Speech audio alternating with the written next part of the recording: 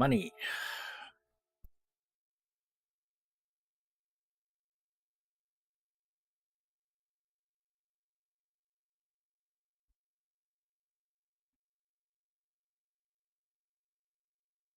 $250,000 for bronze. Hey, I got 7.2 million.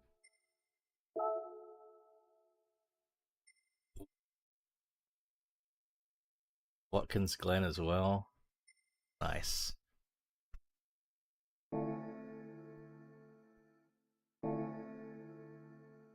We'll look into that one later.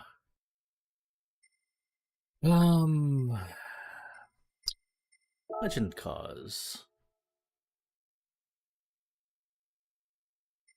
I can actually afford a GT40 Mark IV race car, but I am not going to buy it.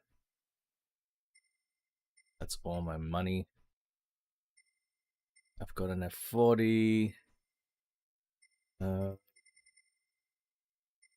I'll just wait.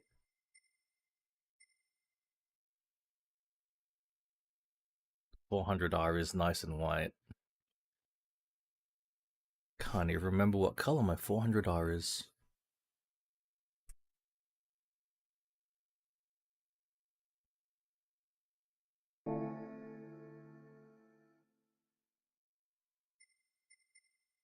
Used cars. Oh, let's pick up.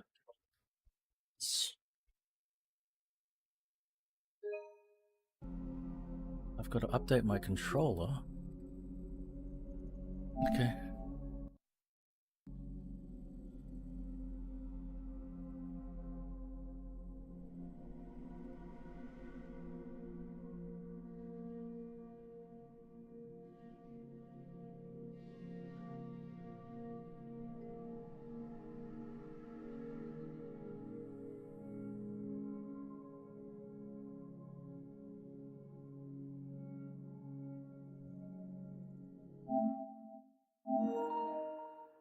All right.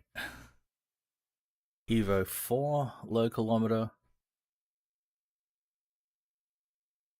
On this first screen. I'm pretty sure my Evo 4 is low kilometer.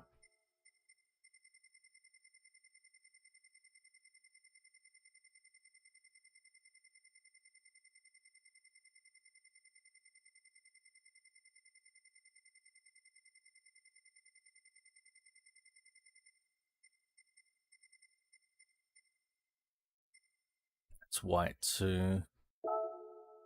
It's not. 45,000 kilometers. I will buy that.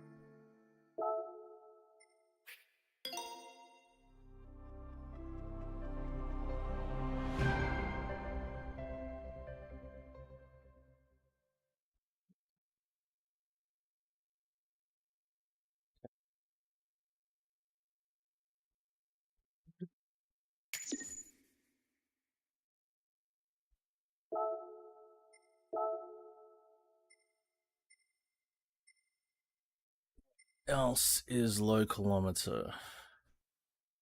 S14 Sylvia K, I'm pretty sure. But I better check. S14 Sylvia K Aero.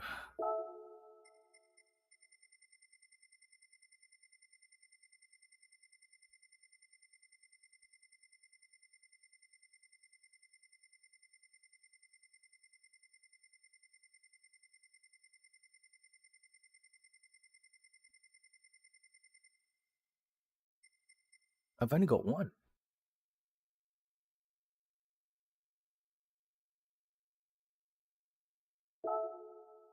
It's very low. It's gonna get low kilometer than that, but maybe I'll buy a second. Yeah.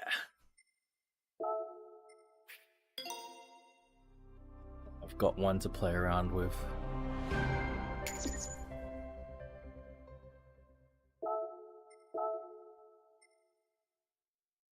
Anything else low kilometer?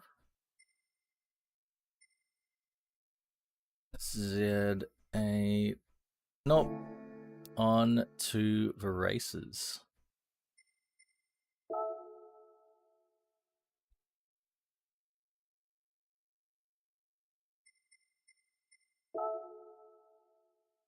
Sunday Cup 500. Clubman Cup 700. Gallardo 1 make. Schwarzwald at Catalunya. Watkins Glen.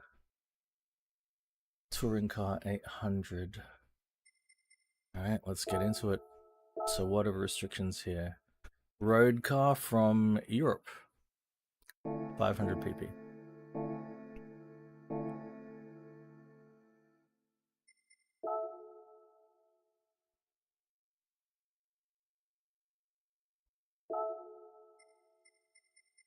Sort by the pp.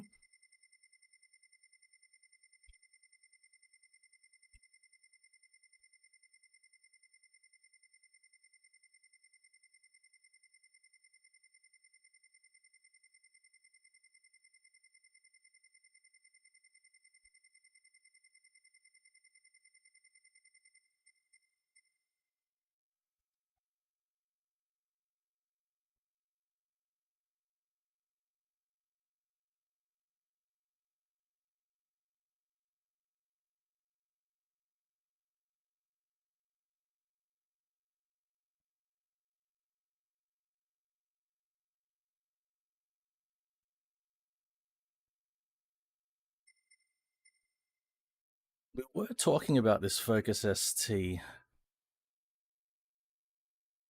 Oh, it's not the 5-cylinder one though. WRX. And there's a 180.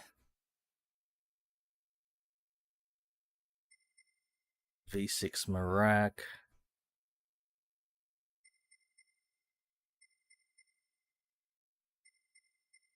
Decisions.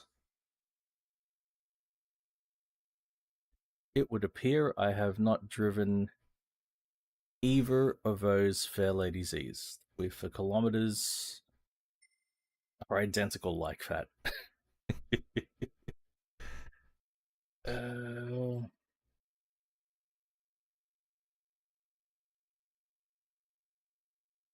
Yeah.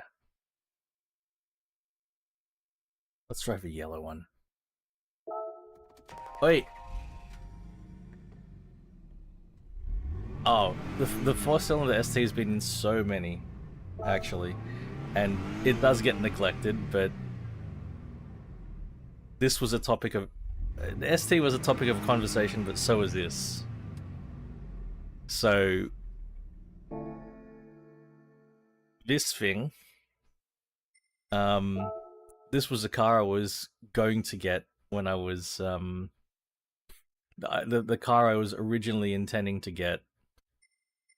Well, okay, let's rewind. When I got my R33, my dream car was actually a Toyota MR2 Turbo.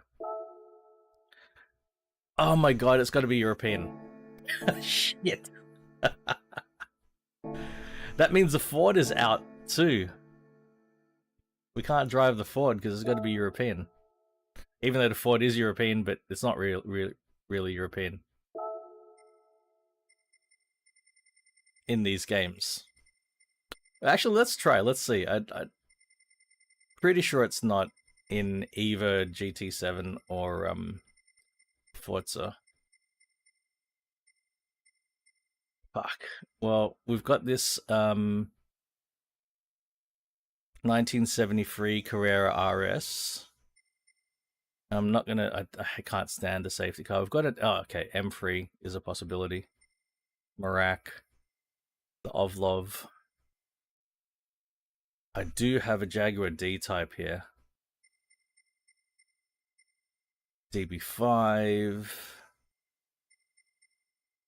A Mangusta. My 356 would count. The Sierra should count, but it won't. 190E.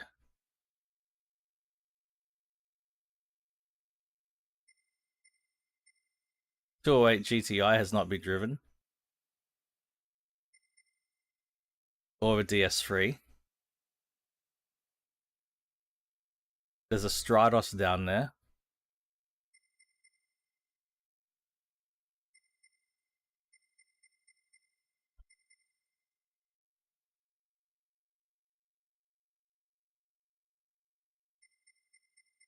Clio RS 220s down here.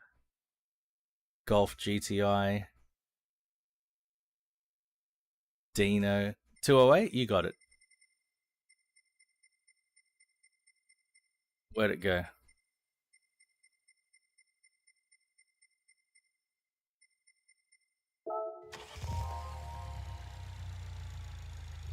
Hey. Evening, Raven. I like this car.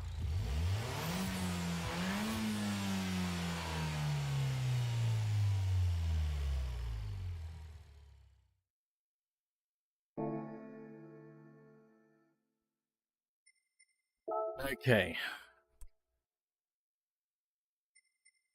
It comes with comfort soft, so we're gonna put sport hards on and get immediately that makes our PP bigger.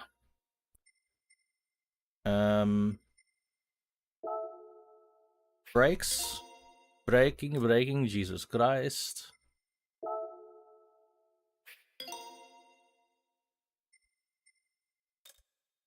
And then the brake balance controller. And that's it. That's all we're doing. We're already at 481 PP. We've got a bit of PP going on. Should be enough PP.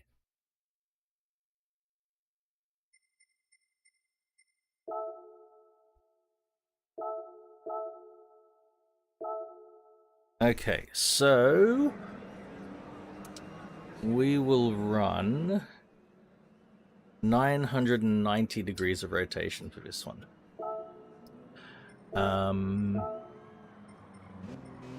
One bump of traction control and weak ABS. And that would be all we need.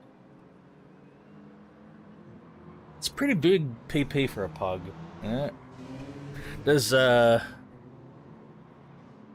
anyway. We're going. What gear are we in? We're in second gear, now we're in third.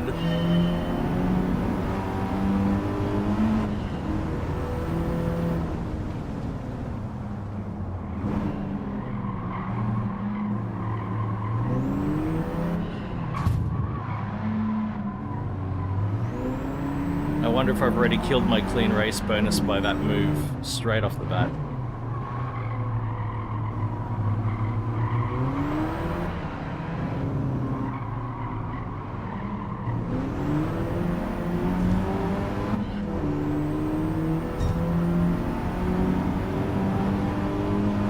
Forza did what? PPs? You're into this kind of PP than Forza PP? Are you talking about the traction control stuff? And ABS? I definitely agree if it's a traction control and ABS. Forza's way is ridiculous.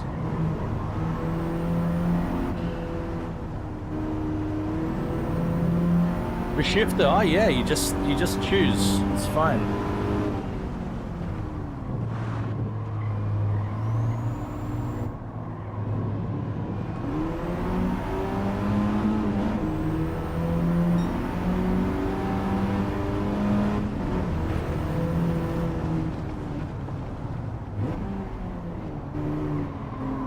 It's so easy, the way they've done the shifter in this. So easy.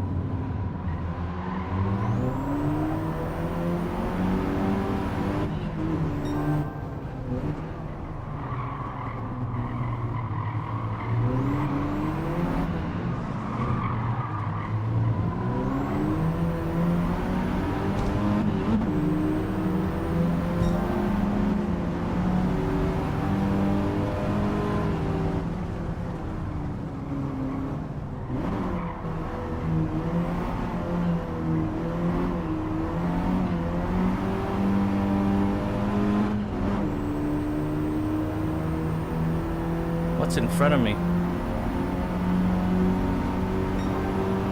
An M3?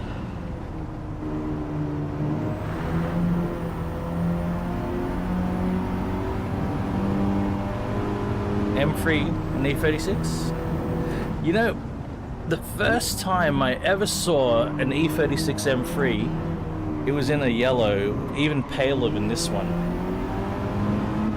And it really set me off on the wrong foot with E36. I really didn't like it when I first saw it. A paler yellow than that.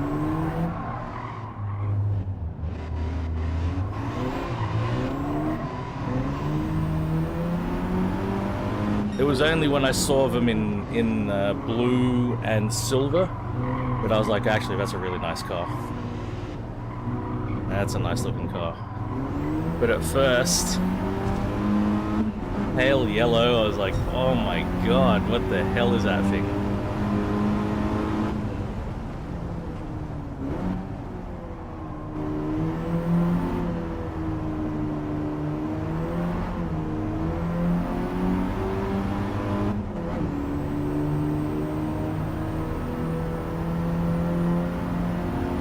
I like the styling of E36. I mean, at the time, you know, it was current. That was the styling.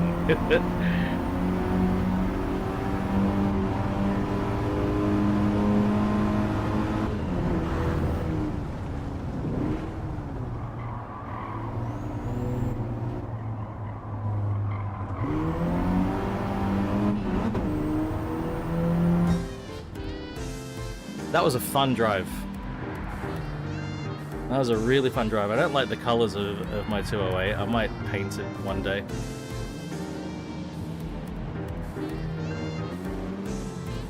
But it was like that from the factory. I think I got it as a bonus prize or something. Yeah, that's right. No, I agree with that. The E46 was like, wow. And it had a gold. It had a metallic gold. Yeah, I didn't get a clean race bonus, you fucker.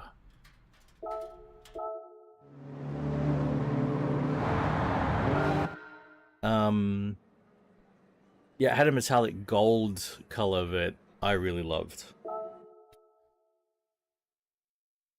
I don't remember there being a non-metallic yellow for the E46. I mean, there might have been. Okay. Oh, 5 event prize is a car roulette ticket. That's going to be interesting. American. See, look, the Focus RS is American. Yeah. PP 700. American.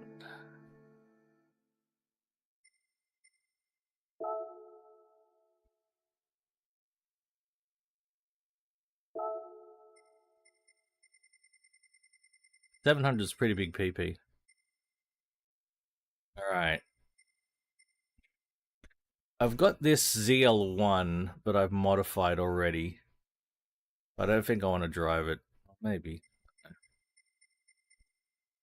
I've got a C8 here. Is that a supercharged C8? Yeah, I've got a supercharged C8.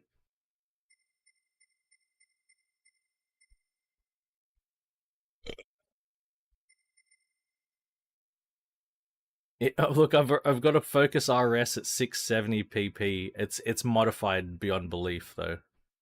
Not beyond belief, but it's modified, heavily modified. I'm just gonna take a look at it because I don't know if you saw that change of color. It applied my paint late. Let's see if there's an engine swap for this thing.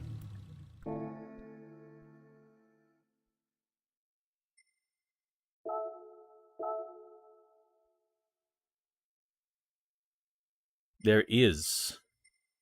For 700,000,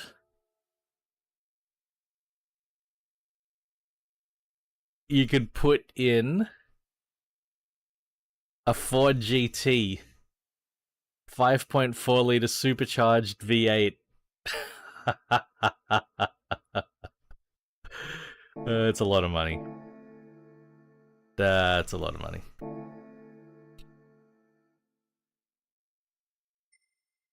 It's a bit too much money.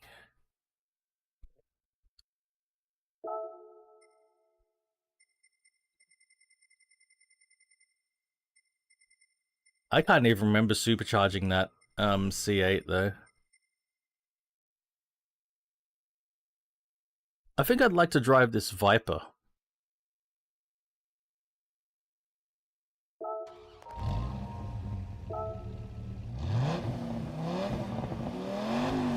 I think I'd like to drive this Viper.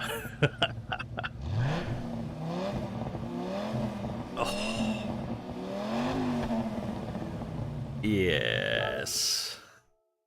It's on racing tires already. It's got a two-way LSD. It's got a sports ECU. It's got sports air cleaner, intake, brake pads, sports clutch.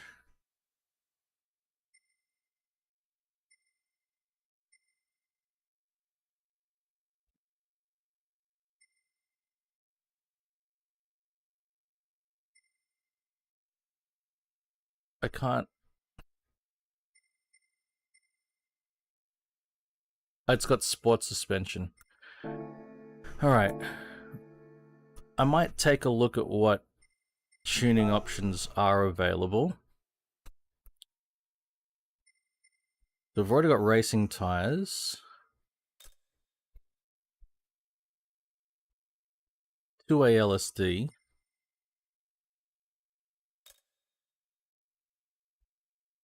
We might pop on the racing exhaust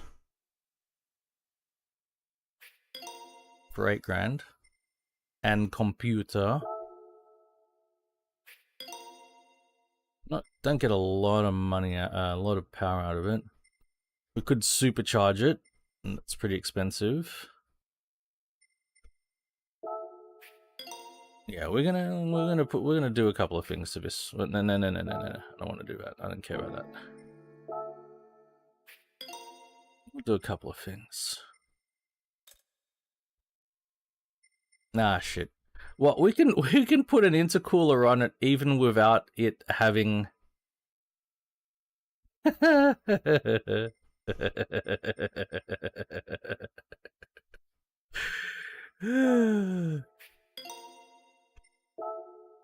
Little things amuse me.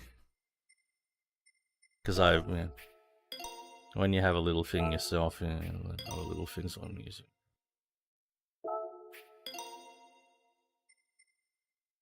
All of those upgrades did very, very, very, very, very little. Our PP barely moved.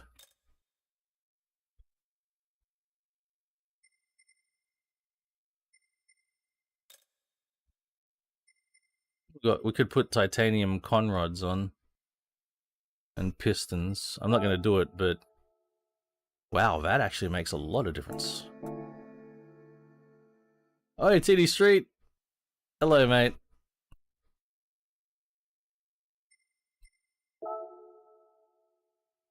TD Street, my, because it's console, I don't have my chat overlay, over the top of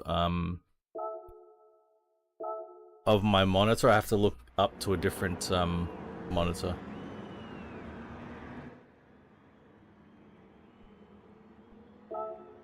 It's not as easy for me to see, chat. Daytona, huh? Alright. Oh. Yeah, that sounds pretty good.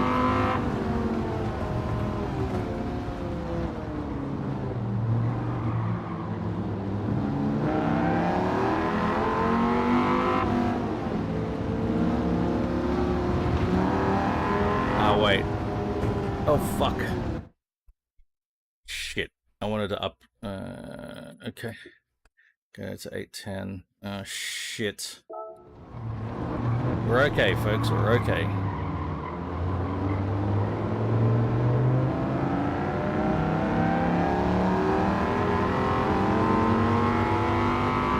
Hope your weekend's going well, TD Street.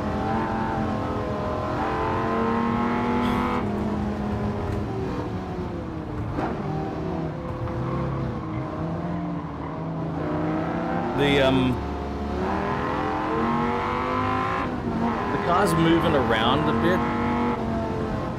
Oh, tenderloin's nice. The car moves around a bit too much under braking.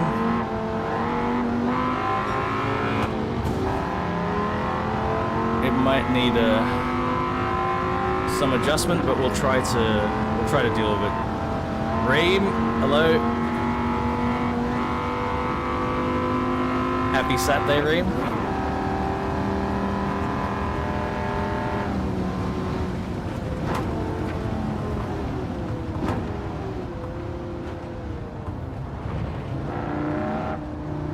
Yeah, this car isn't. It's not the most stable and confident under brakes.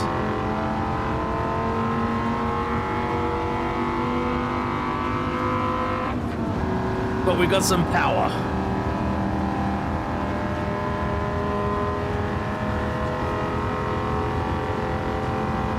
Yeah, yes.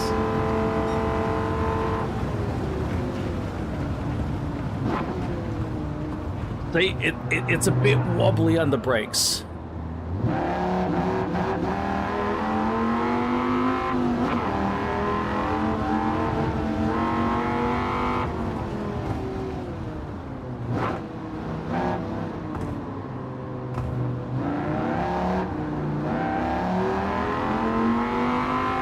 And we've got ABS. It's a weak ABS, but we've got ABS. So we're not locking up.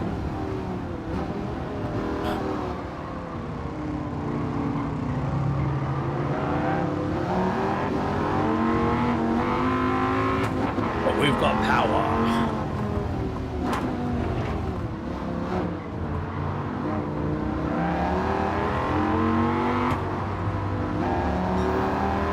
Yes.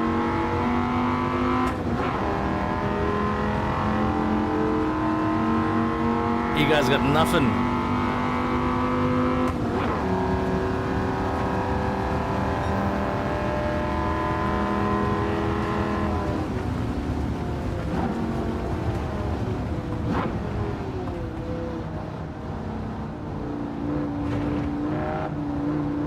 I don't even think I've got the biggest PP here. Well, pretty sure I don't have the biggest PP.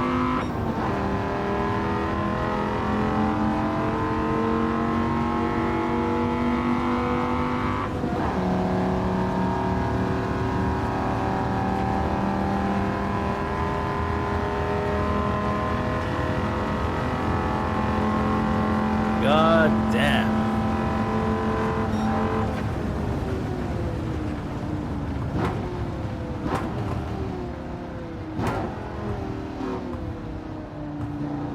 Very gradual with the brakes.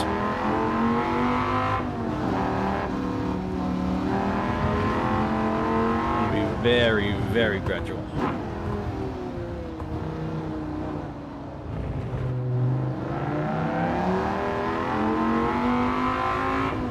Yeah, skill. Like, skill actually counts for something.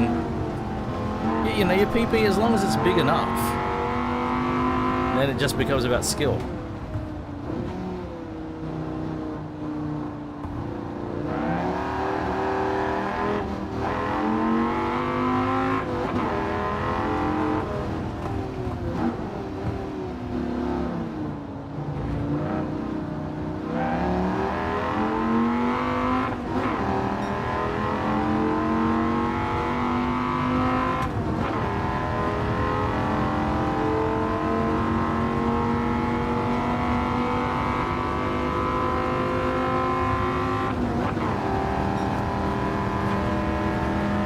You know, it's really nice that there are actually braking markers on this version of Daytona. On Forza's version of Daytona, for this chicane, you don't really get a braking marker. You gotta figure out a braking point.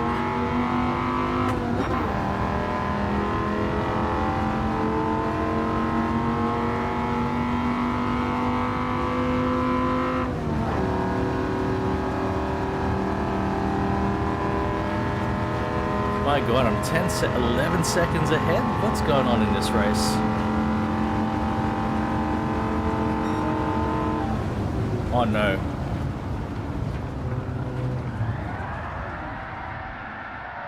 I'm not 11. I hope that's not my clean race bonus. These fucking brakes, man, I tell you.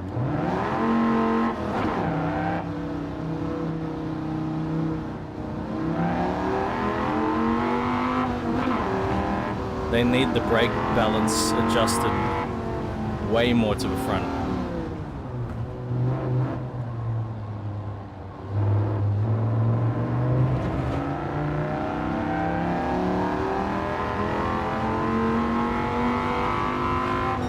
I wonder if my clean race bonus is gone.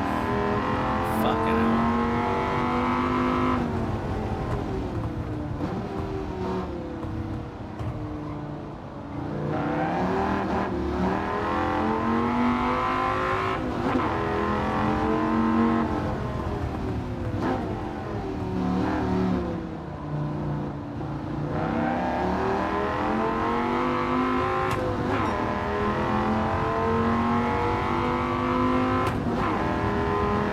Either that or some the limited slip differential for braking needs to be cranked up a bit.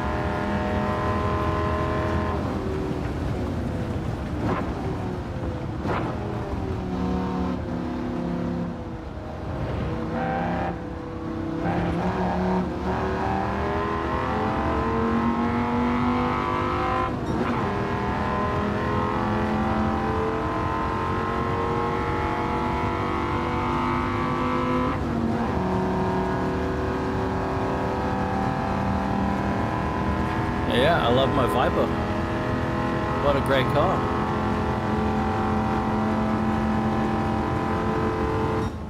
What a great car.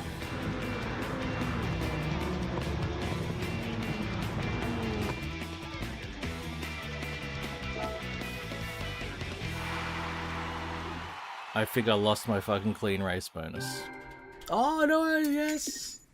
They just didn't pay me very well.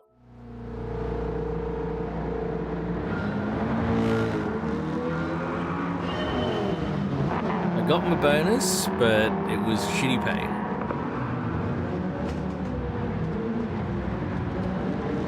That's, yeah, exactly. You need a bare minimum. Like, when you are bare, there is a minimum that you need to be in terms of PP size, yes.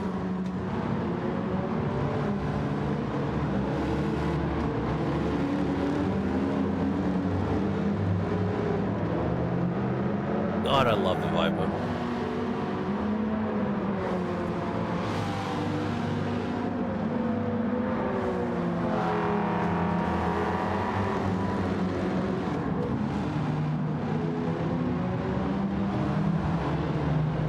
It's crazy how much it out-Cobras the Cobra.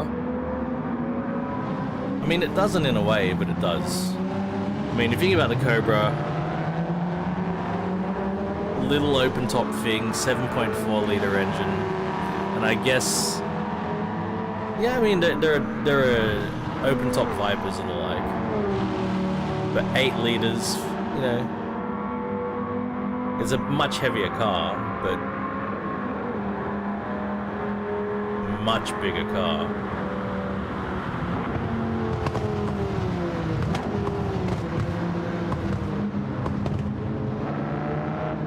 Oh my god.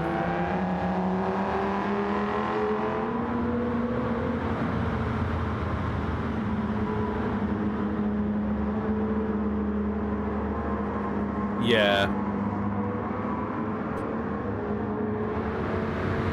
Yeah, when your PP's too big, you know, the downforce, it can be scary. The downforce that you need, especially when it snaps back the other way. You know, because you're relying on downforce and it just snaps back up. Problem. Oh, that is a great sounding V10. But anyway, we need to move on.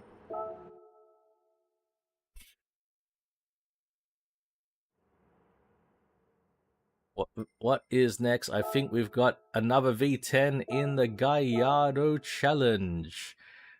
LP560-4.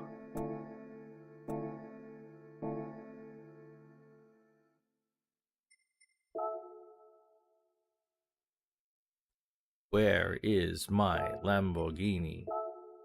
Nope.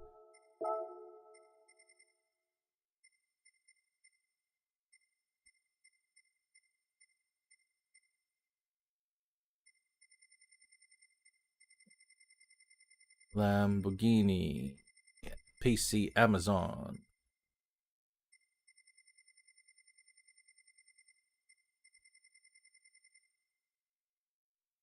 560-4. I've only got one.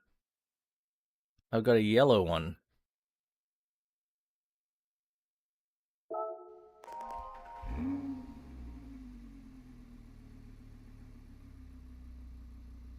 And it's a flappy paddler. Alright, we're switching to flappies. Flappers have come out.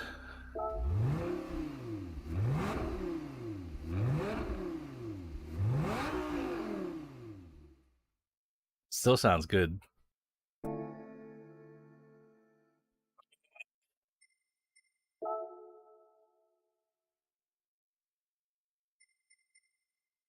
Oh, we've already got sports tires on here. Okay, we won't go above semi-racing for modifications. It can be turbocharged. We're not going to do that. We're going to put a silencer on it.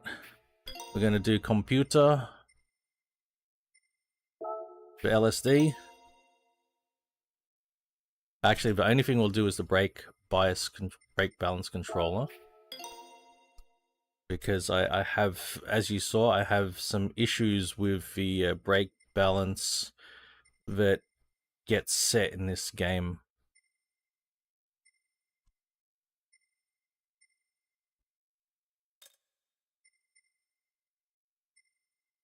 Alright, it's already got sports brakes, apparently.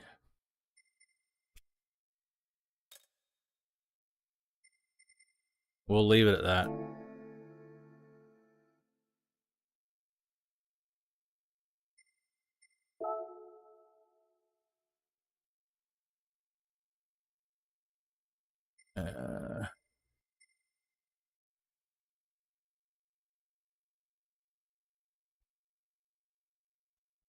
That's fair.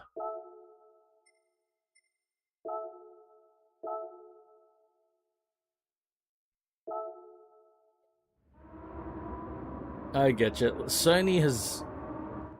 I once had quite a lot of investment in Sony myself, Raven. I ran Sony phones, for God's sake, you know.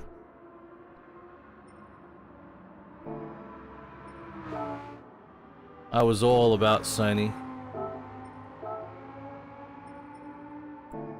But they kept letting me down.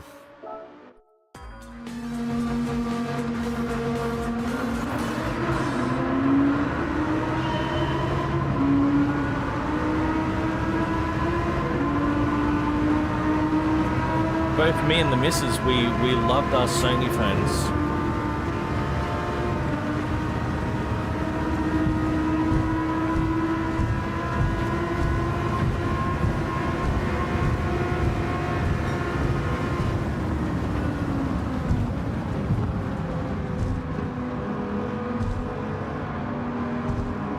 They're just the biggest problem with Sony is they're just such a massive corporation.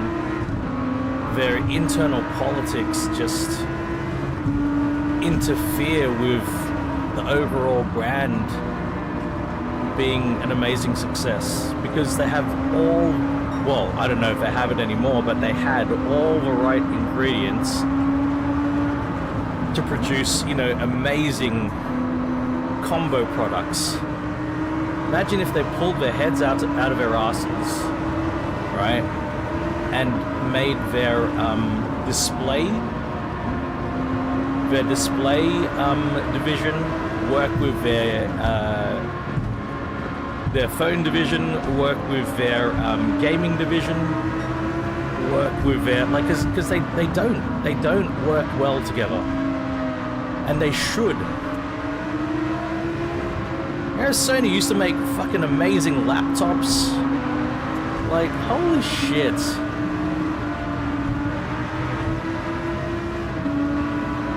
So many wasted opportunities, Sony.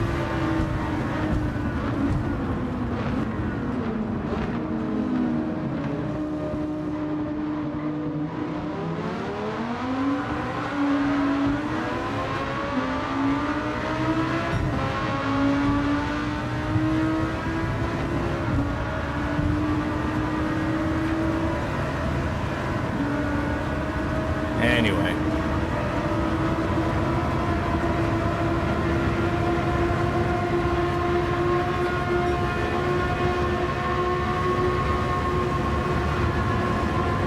Man, I should have done something about gearing. But at least they're not getting away from me.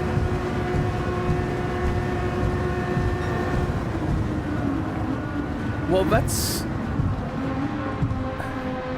Every console I've bought with my own money, I've bought for one game. Every single one. I bought a Super Nintendo for Street Fighter 2. That was the very first one that I bought with my own money. I bought a PlayStation 1 for Gran Turismo 2. I bought a PlayStation 2 for Gran Turismo 3.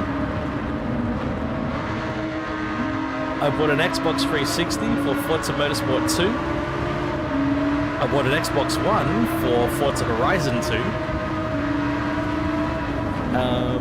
And then the PlayStation 5 for GT7.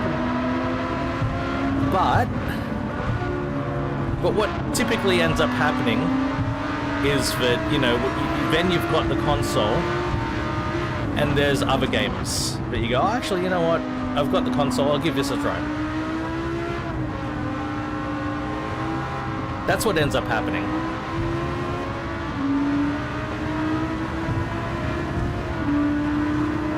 Well, I mean, I want to, you know, I want to play a game, and I'll buy the hardware that I need to play the game. That's it. If the game's important enough to me, then I'll buy the hardware for the game.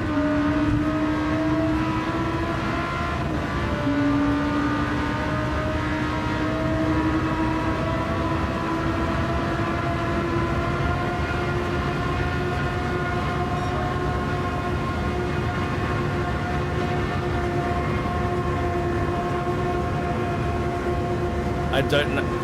Have I passed him? I've passed him. So it looks like even though I've, you know, I should have done something about my gearing to 320, it's still enough to be faster than the opposition. So at least there's that. But I reckon I could have gone to like maybe 340 kilometers an hour, maybe.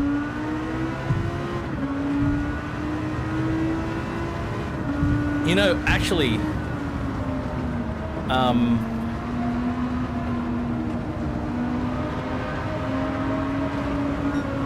yeah, in the past I've bought hardware to play a single game, even on PC.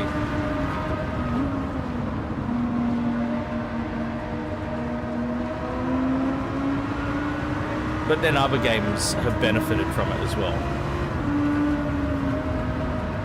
But the motivation was to play one game.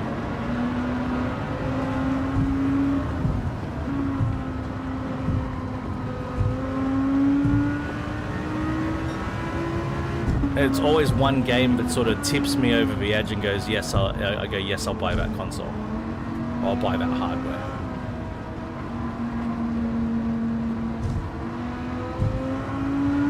I bought my first steering wheel to play Forza Motorsport 6.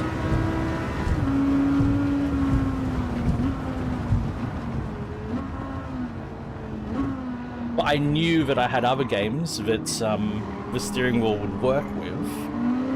But the reason I wanted the steering wheel was for Forza Motorsport 6, and what a fucking letdown. That was one of the biggest letdowns ever.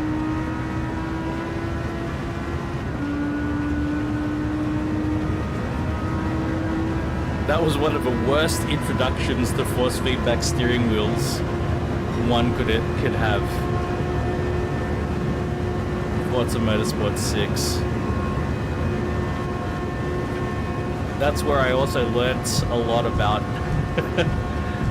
force feedback and its components.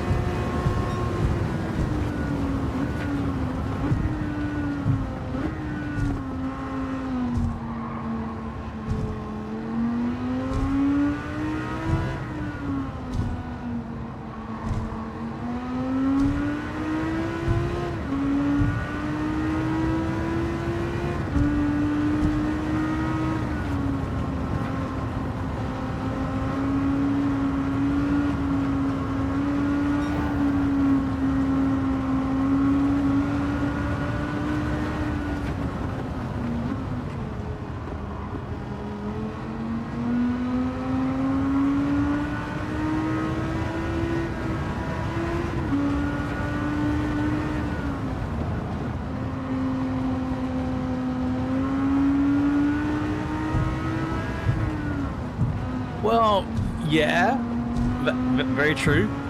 But of course, you know, there's an ulterior motive there with Forza being on PC, and you know, in that, you know, Forza is effectively being owned by Microsoft. You know, Forza was always like, from day one, Forza Motorsport, the intention behind Forza Motorsport was to kill Gran Turismo, you know, and you know, before that, Gran Turismo didn't really have competition. You know, it was to compete with Gran Turismo, and I would say that Forza has definitely impacted Gran Turismo. I mean, I didn't buy a PlayStation 3 or PlayStation 4 because I moved over to Forza, you know, so there was an impact, absolutely. I'm not the only one, and there are a lot of people, like just like you say. Oh, hell yeah. Hell yeah, Raven. I'm putting off my FF7 Rebirth hard mode playthrough until it arrives on PC. Because playing Remake on PC, like after I finished Rebirth, I went and played Remake on hard mode, and it just looks so much better on PC. Oh, I didn't get a clean race bonus? What did I do wrong?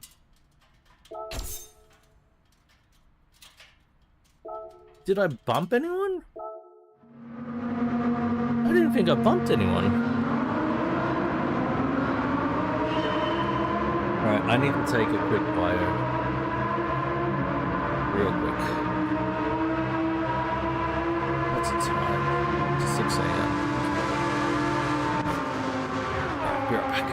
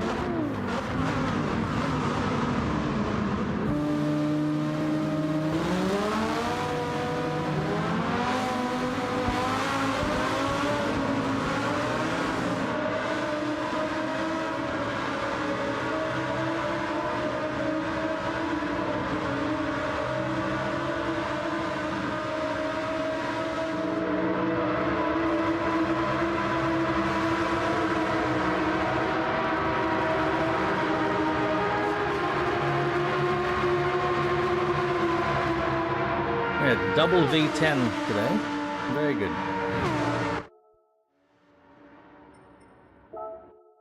All right, what's next?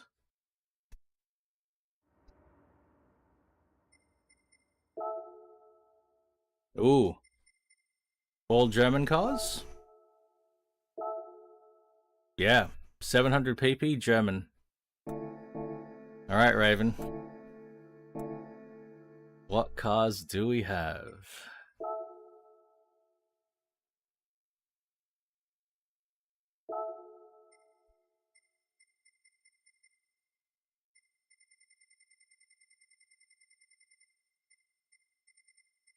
So I've got my worked 911 sitting there.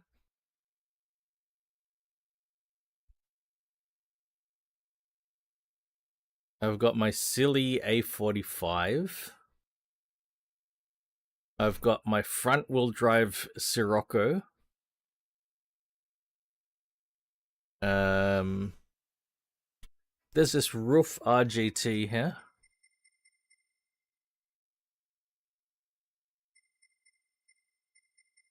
Otherwise, where we go? Got a GTS that could be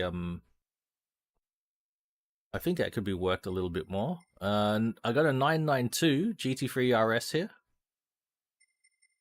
I think I've just got to drive the Carrera GT because this is a bit of a topic at the moment. And it's a Carrera GT, like, come on.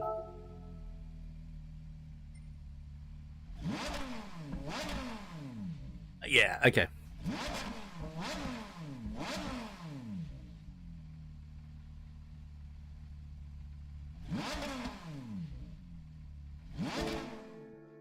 We've got to change the oil of this thing as well.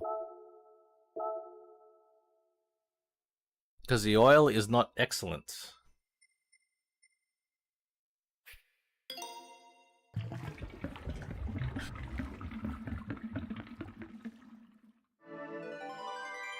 I don't have my bottled water.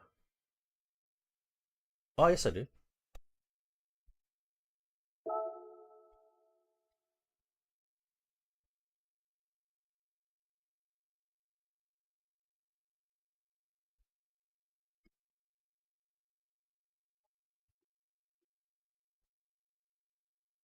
Okay.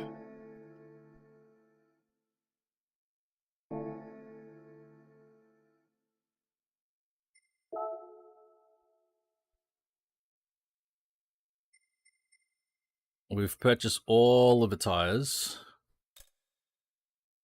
Sport suspension.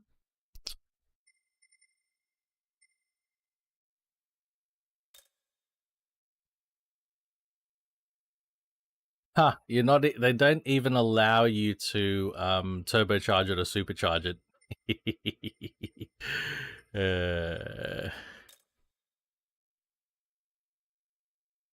I think we've currently got the racing silencer on it.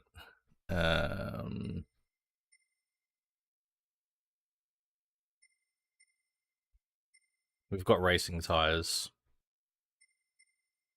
We have wet tires. God damn, $1 million if you need to buy a new engine. You can put titanium conrods on.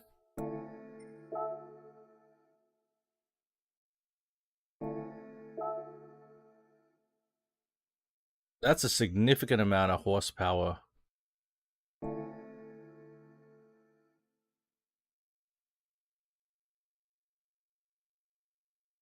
Blacklist number 13 spot. What are we talking about? What are we talking about there? What does that mean?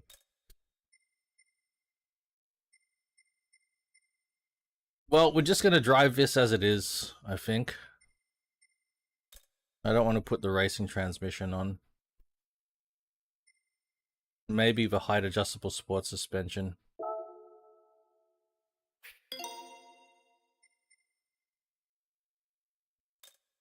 We got the racing silencer. Let's just double check the tune.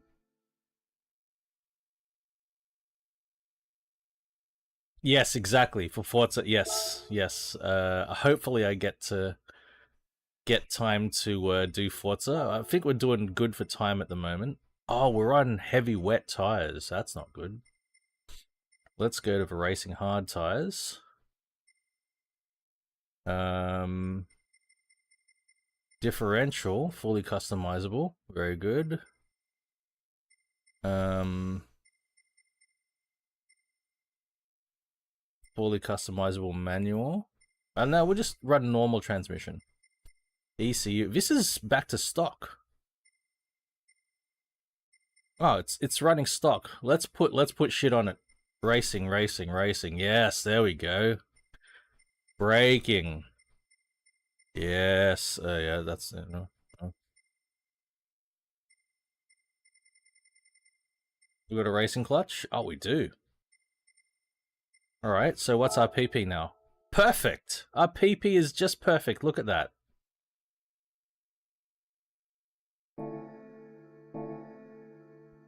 So, okay. I've played 2 Need for Speed games. I've played,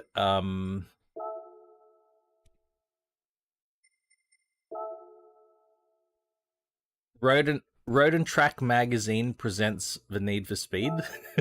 So, the very first one I've played.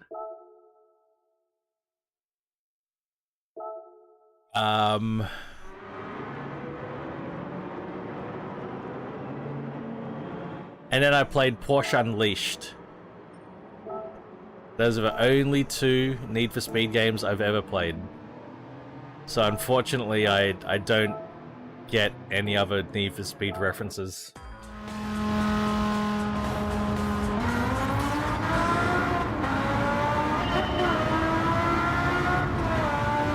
Yes! Yes!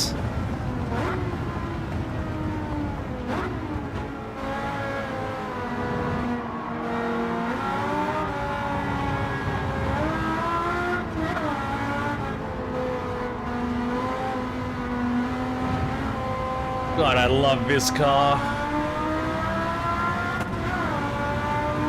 Woo!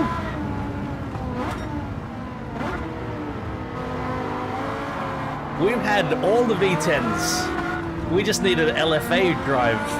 Woo! And a BMW M5.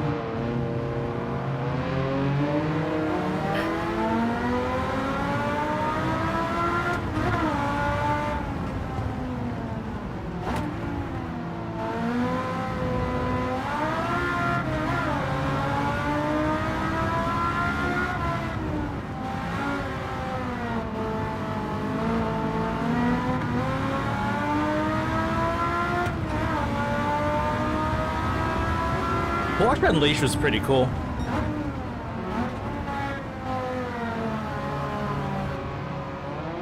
No, there goes my clean race bonus.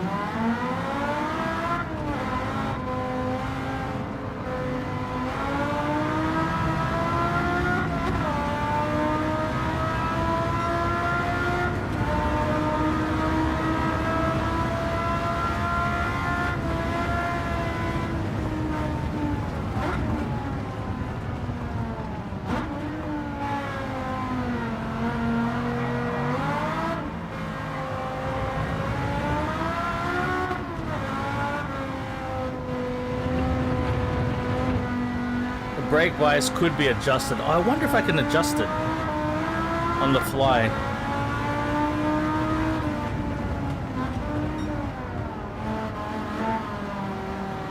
I probably need to use the controller to do that right now. So it'd be a very dangerous thing to try to do. Oh my god.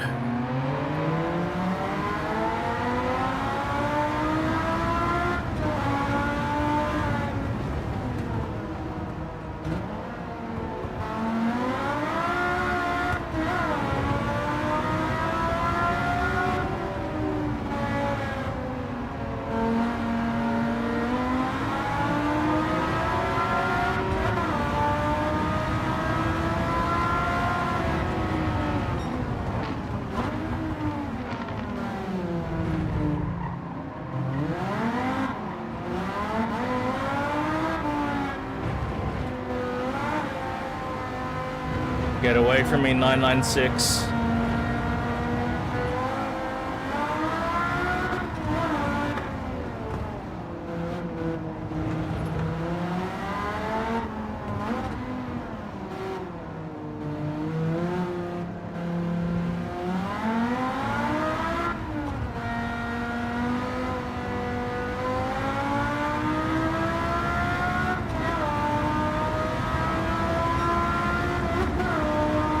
Yeah, right, I see.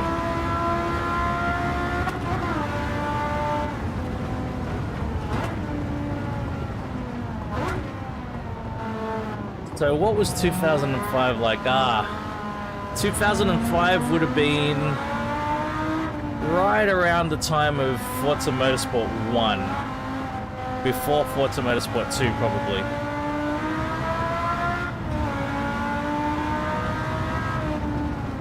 At the time,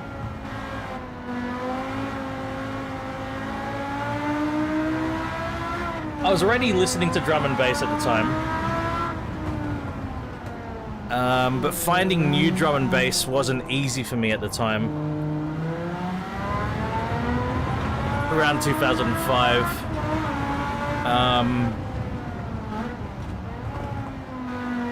So it was probably still a lot of late 90s stuff. I think I would have been right into Radiohead,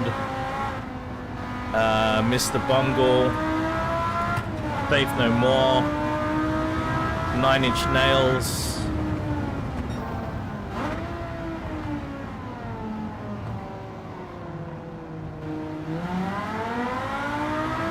Smashing Pumpkins.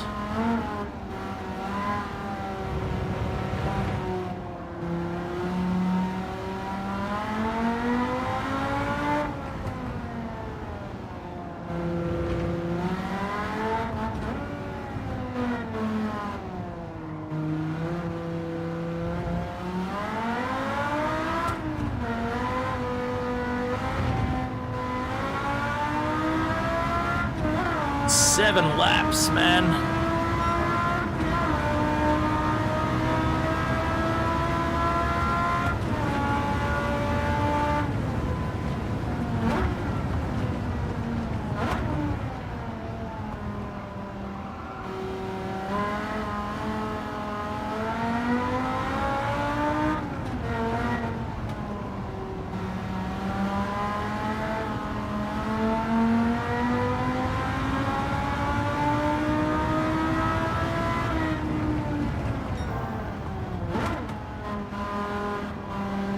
I'm glad there was a reason to drive the Carrera GT and GT7. I'm really glad about that.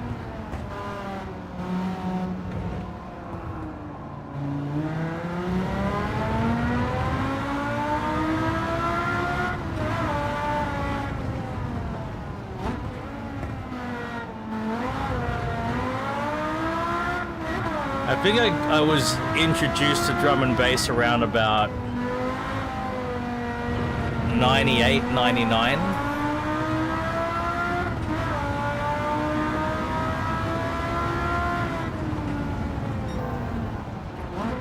I had a lot of friends at my university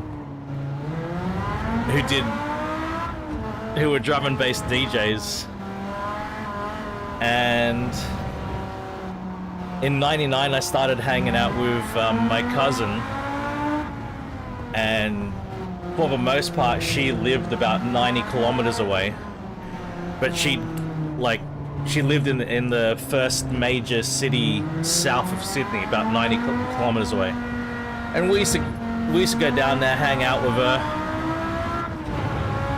and she was dating a breakbeat DJ. So we used to go to all these parties all the fucking time where he'd be DJing. That was fucking awesome. Very, very party heavy time of my life. That's why I watch Human Traffic and I can just relate so much to so many things in that movie.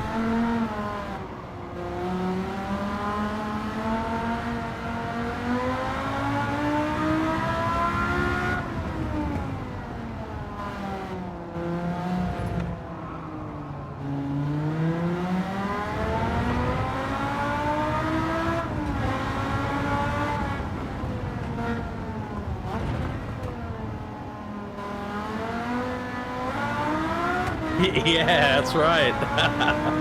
That's right, Raven.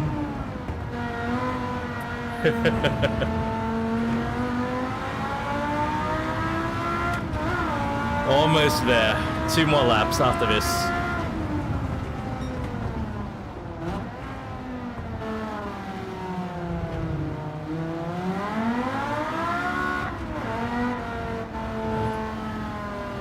This car sounds pretty good with a race exhaust and silencer and manifold and all that.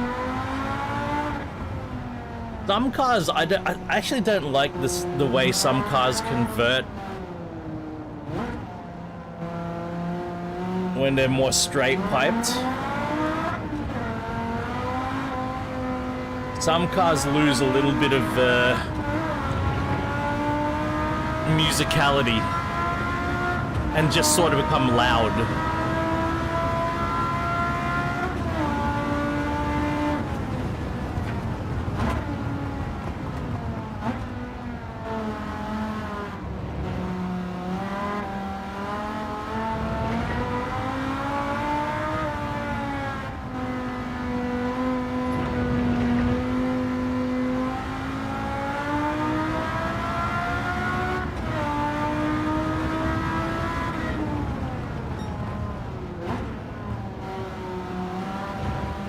Do you mean in this? The Carrera? I've definitely driven the Carrera GT in this. And I've definitely driven it in Forza Motorsport.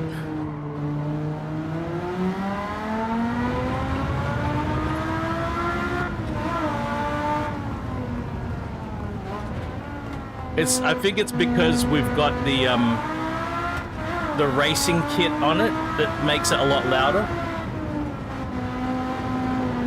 Maybe before it had the standard exhaust, or the semi-racing.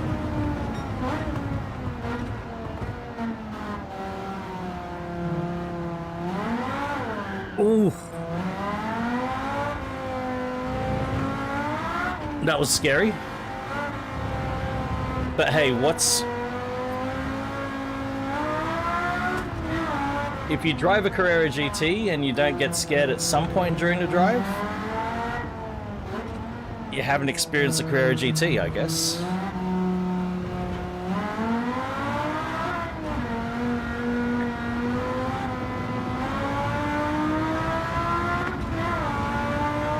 This Carrera GT, you know, some irony with the Carrera GT is that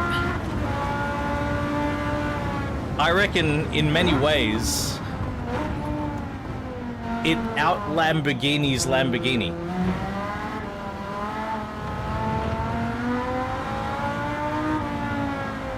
In the driving experience.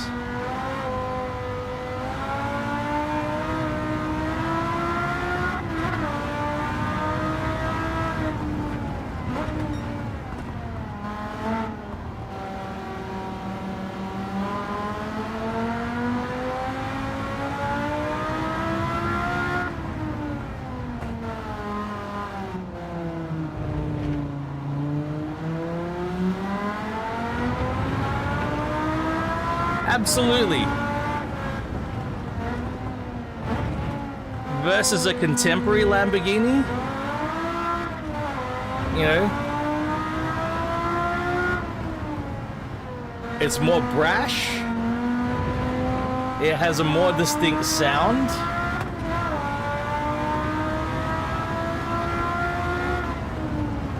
And it's a lot scarier.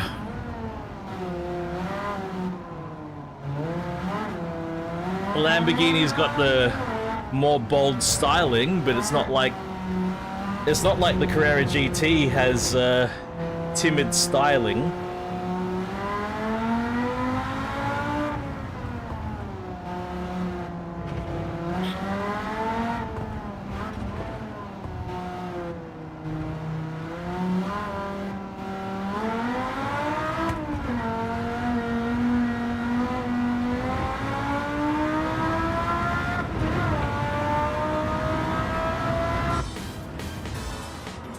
I think we're going to listen to a lap or two.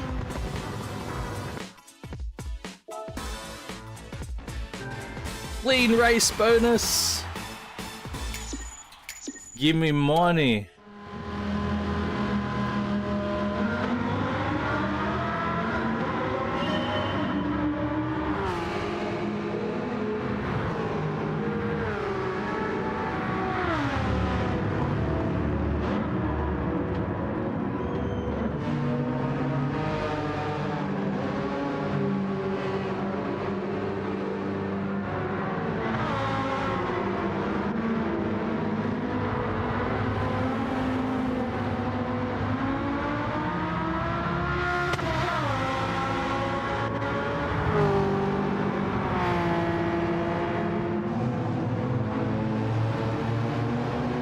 Yeah, the styling isn't wild.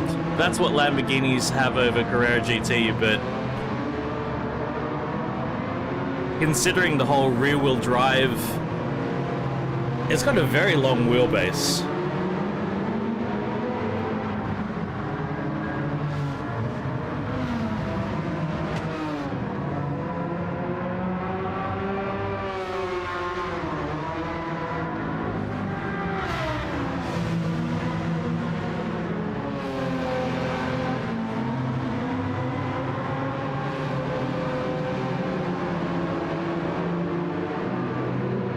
I would say that any contemporary Lamborghini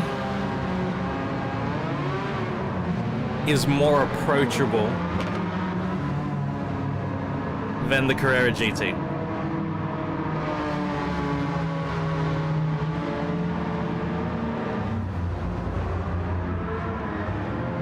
The Carrera GT, you have to have your big boy gloves on when you attempt.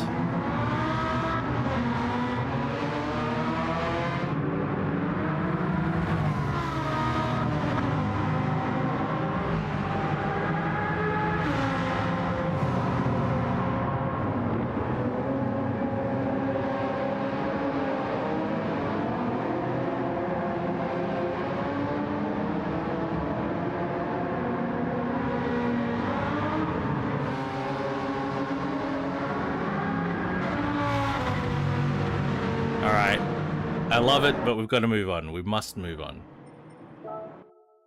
Now, is it 800 touring car that we're doing now? At Watkins?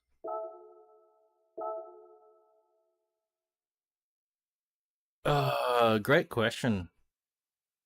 But definitely at the same time. I think like 2002? 2001? 99? That era. 800.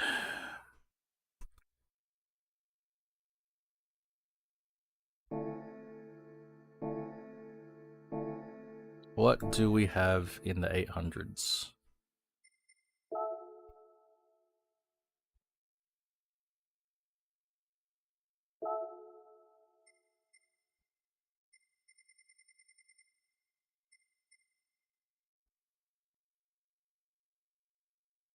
Do we take a Murchie into that race? Since we're talking about Murchie. We could take a Murchie. It's probably going to be horrible for fuel usage.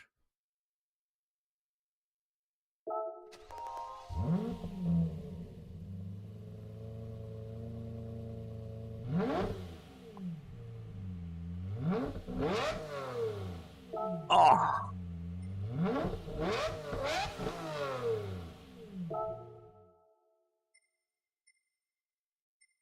I'd need to buy racing hard tires.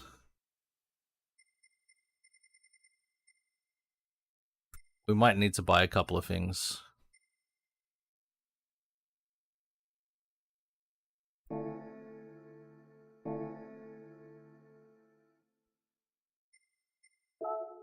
We're gonna need to buy a couple of things.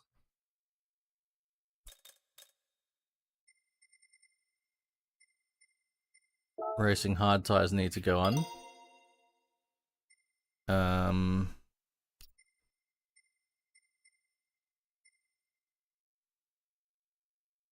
Oh, what? I've ruined it already. Ah, I need to paint this car. This is ruined. I didn't realize I did this. Oh well.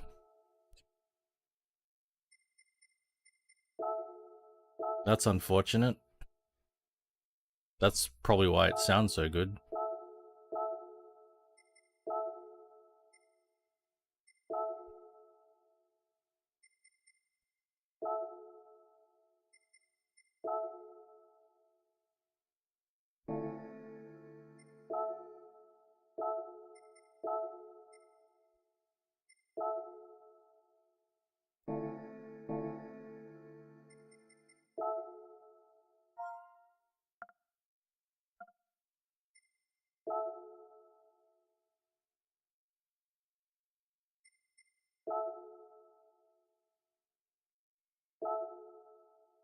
Yeah, whatever this color shift is. Just so it's identifiable in my car list that I've done that. At least until maybe when I get a duplicate of the car, I can undo the paint. But it's just to remind me that I should prioritize getting a duplicate of this car.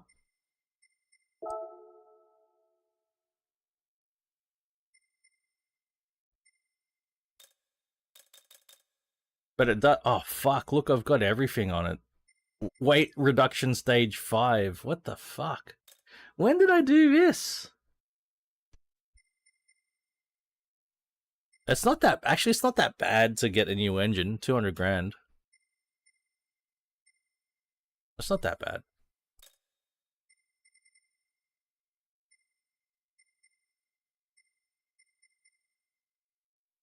Not that bad. We can't turbocharge it?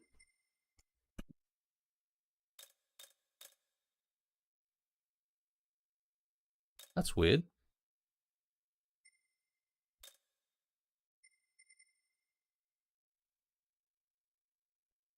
Well, the PP is not going to get any bigger.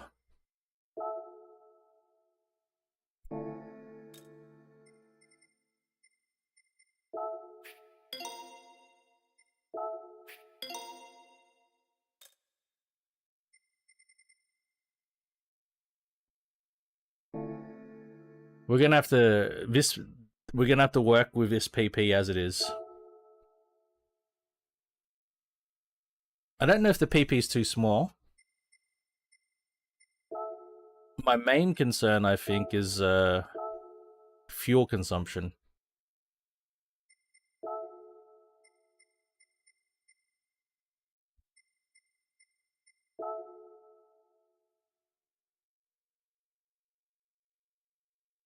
Top speed is set to 350 kilometers an hour. Fuck, does it really need it? Oh shit! Look at our torque vectoring. Man, that's pretty aggressive.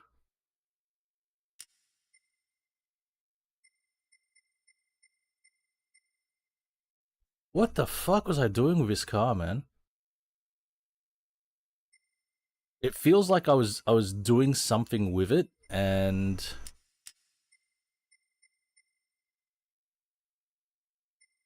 the thing that I was doing with it is completely lost to time. 730 pp. I wonder if that's enough. Yeah. You know, the PP judgment shouldn't be a thing, Chris, but, you know, we have to be real. The world we live in, you know, the PP size gets evaluated as the immediate judgment, you know. I hope you're having I hope you had a good day today, Chris. Happy Saturday to you. I think we're ready to go. Watkins Glen. I'm very well. Oh, fuel consumption.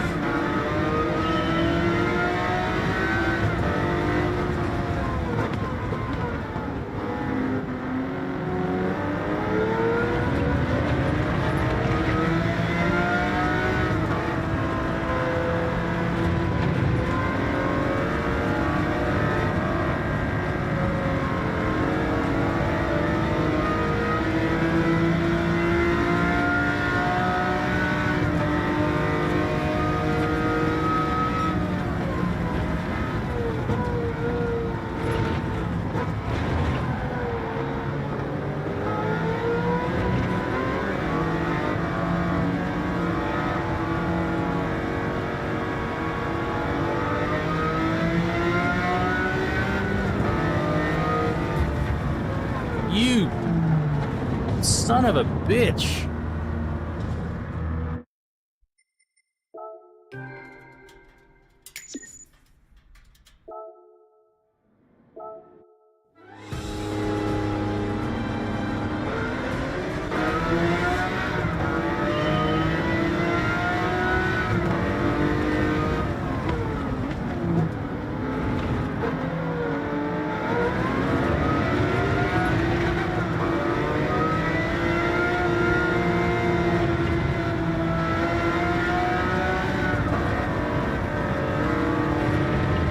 I mean, this has got an eco. The Ford GT here has an EcoBoost engine.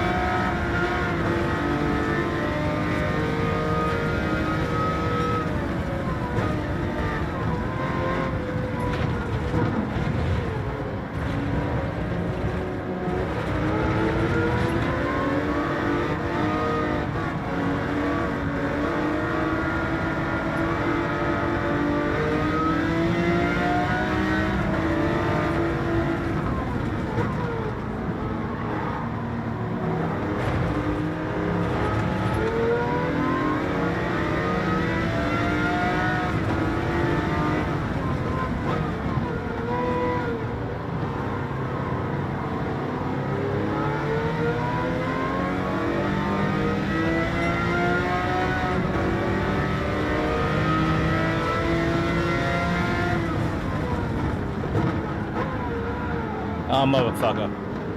Well, that's clean race bonus right there. Motherfucker.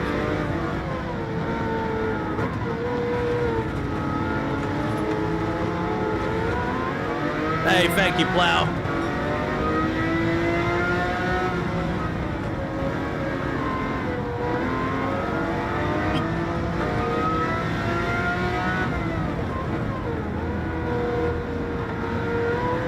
I'm very worried about my fuel consumption. Nice day? Yeah, awesome, man. Guess your days are getting cooler now. We're getting warmer here, but still a little bit cool.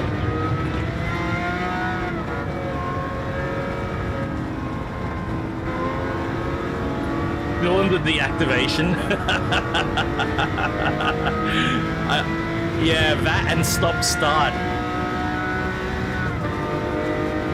Stop-start functionality.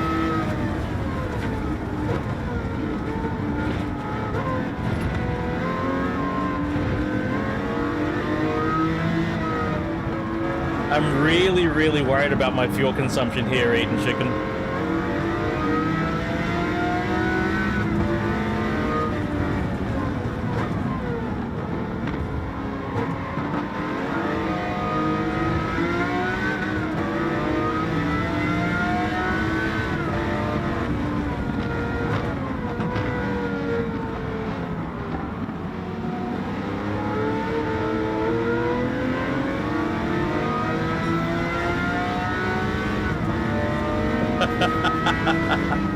That's pretty funny.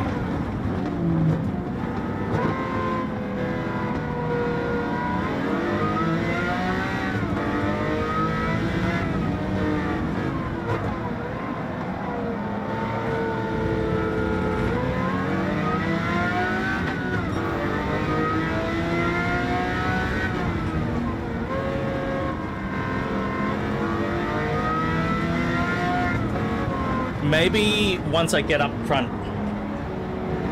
Once I get up front, I'll start short shifting.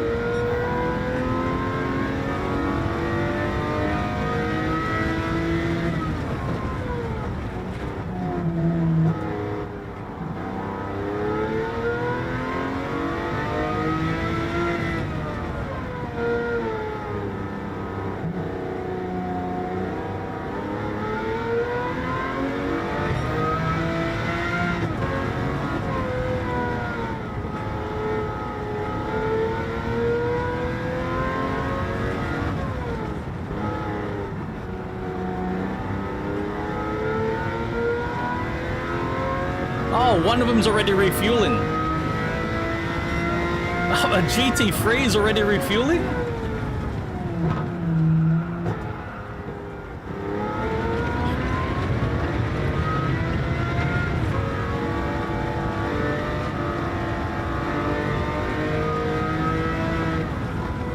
I've got no downforce, I've got no downforce.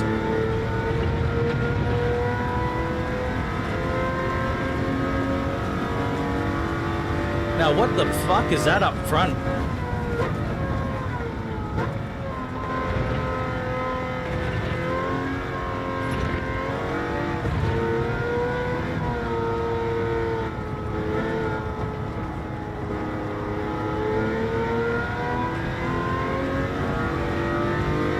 My clean racing bonus was gone pretty early.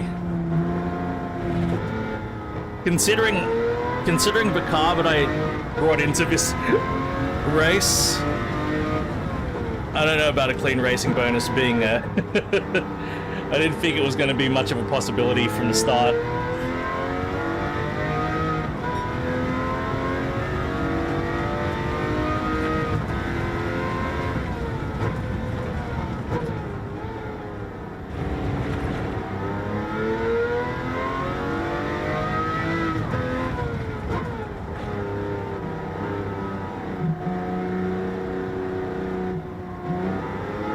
Temperature's falling fast. Right on, Chris. Yeah, right on, man. I like the cold weather myself. I don't like Aussie summers. Oh, he's refueling. They're refueling already. So maybe this is going to be okay.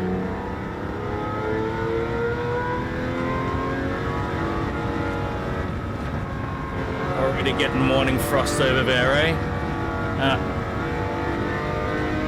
We've already had 30-degree days here, which sucks.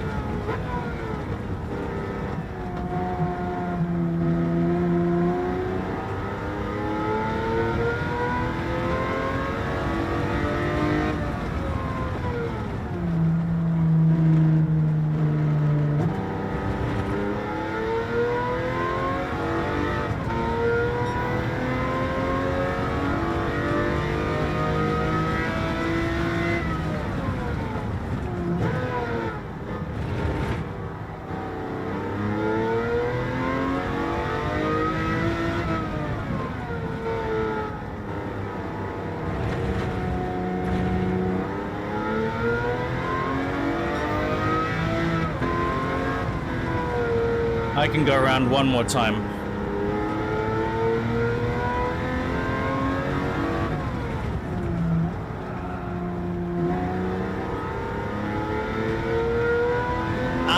A Murchie, Rob, we just drove,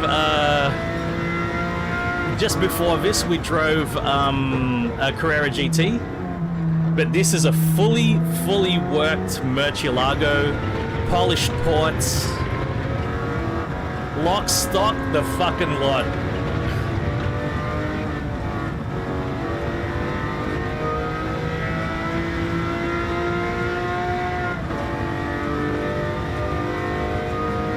Does sound absolutely wicked.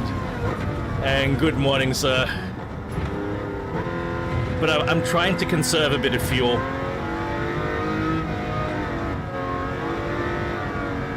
Probably don't need to anymore.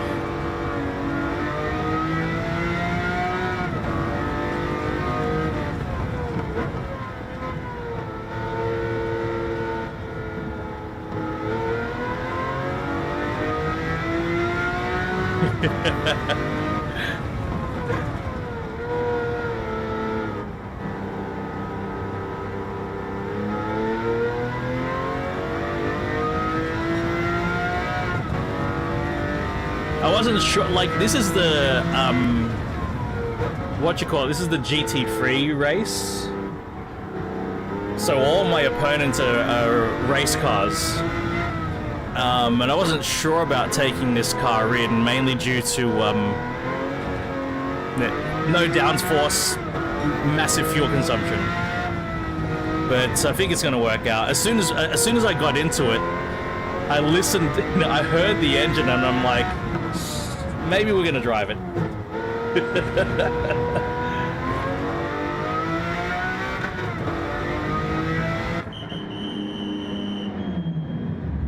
Don't change. And a full tank. Yeah, probably could give the 4 beans now. We're just gonna fill the tank, and we're just gonna fucking rock.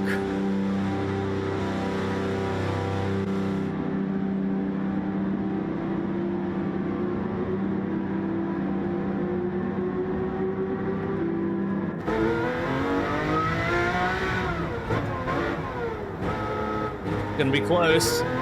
Oh, fuck off!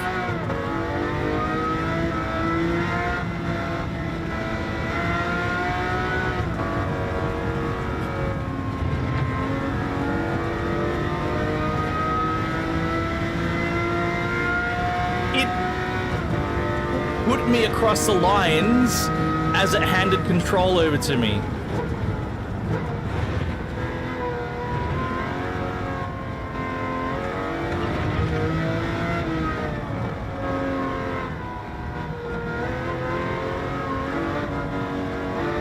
Seconds.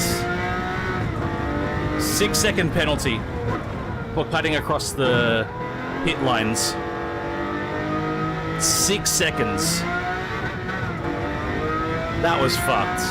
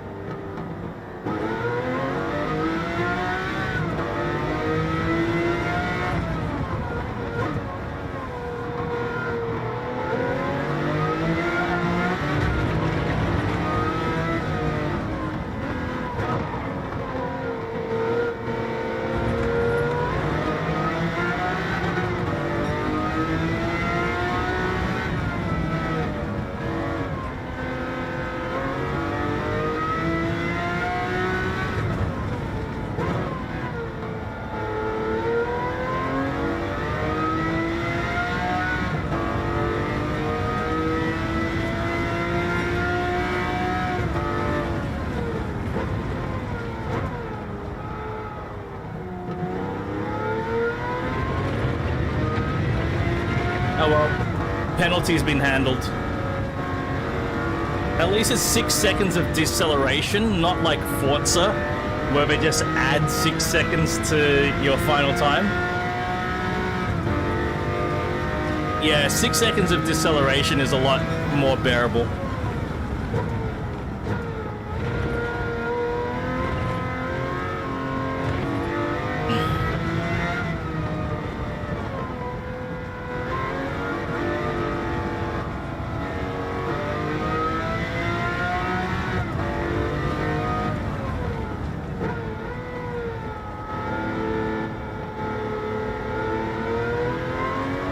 My tires are a little bit sketch.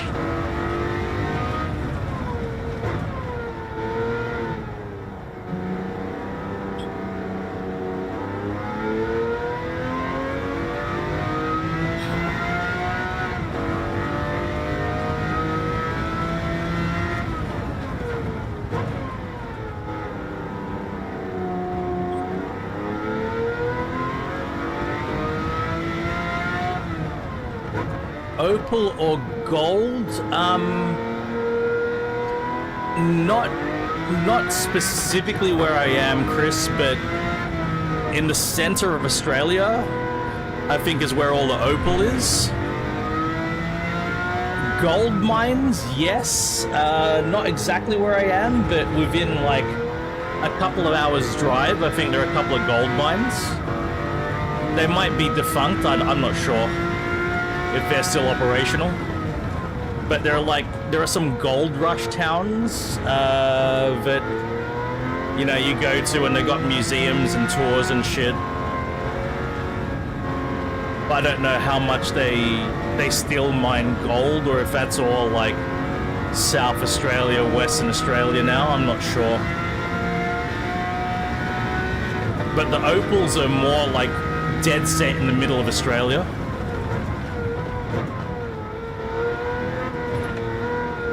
In the middle of a desert sort of thing.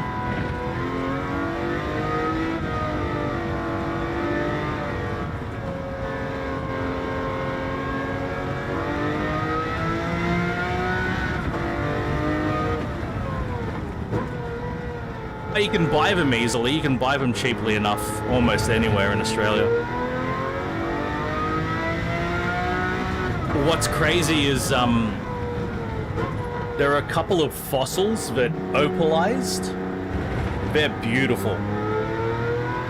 You know, fossils of ancient creatures that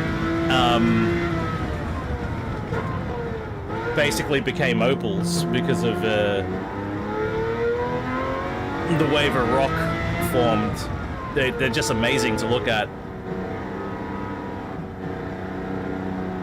Very rare, but yeah, when you see them. Oi, car lover. Hey, man. Car lover, I'm better this weekend than I have been for many weekends, man. I'm feeling better about things. Not through the woods yet, still need to fucking focus on stuff.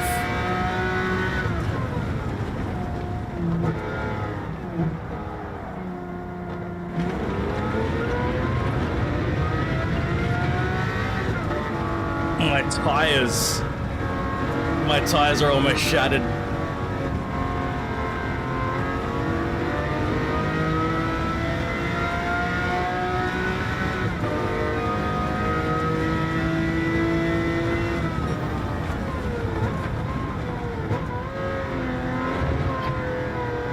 How you going, car lover? What's up? What's up with you, mate?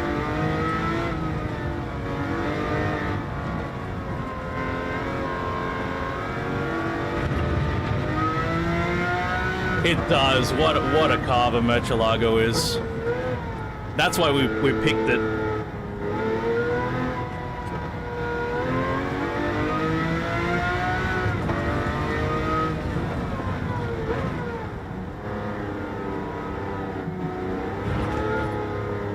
Oh, we got a 40-second lead. Things are good.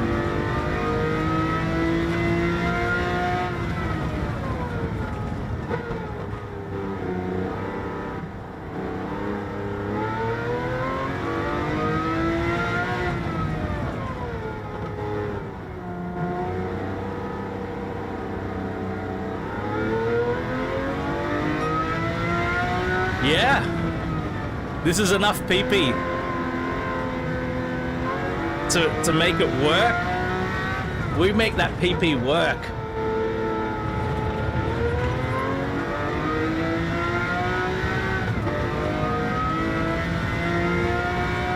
Eshays, bras. Air suspension, eh?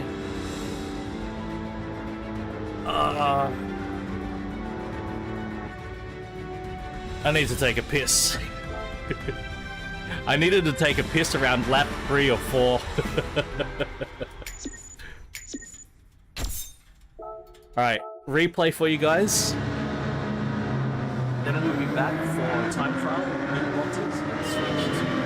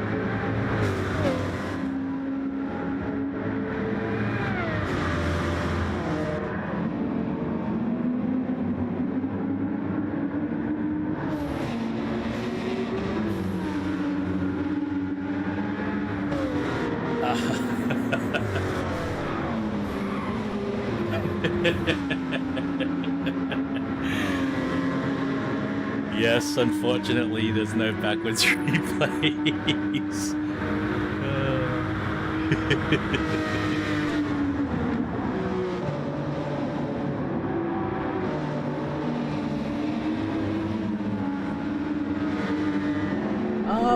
I think they've got an E39 estate, so air suspension on the rear makes sense.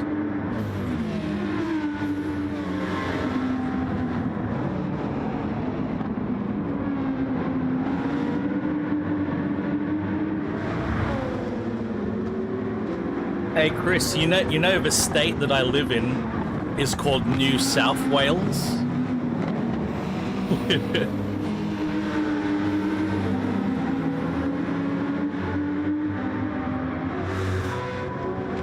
New South Wales, buddy.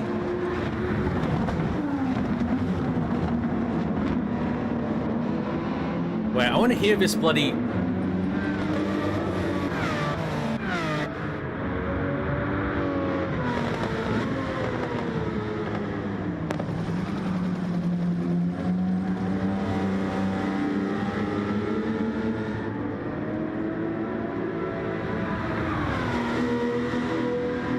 Yeah, well, mainly so that, like, if you don't have anything in the back, it'll be level, and if you weight the back up, it'll be level as well. Does that make sense? So that's where you need the adjustment in the back.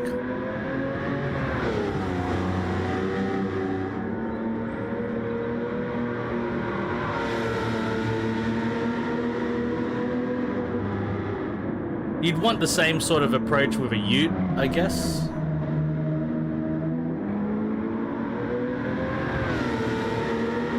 Alright. Yeah. We're a bit too far away for the Romans, unfortunately.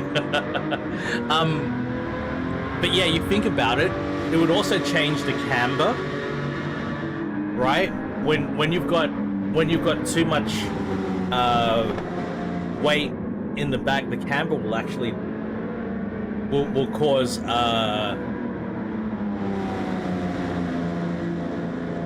fucking, what do you call that? Not toe in or toe out. It's camber. Yeah. You'll get camber changes. Yeah. You'll get more negative camber at the rear if you weigh it up. Weight it up. Okay. Alright, loot box time. And then we'll do the... Actually, now let's do the time trial first. And then we'll do loot box. We'll get all the racing out of the way. And then we'll do the loot box. And we're in for a treat this time trial. Because look at what we're driving. Where'd my finger? Look at this. And we're at Watkins Glen again. So, none of my friends have driven it yet. Okay. Oh, what are the times? 1:21 for a bronze. Let's go. Oh man, what a balance of power hit. Jeez. Yuck. Bit harsh. 121 something.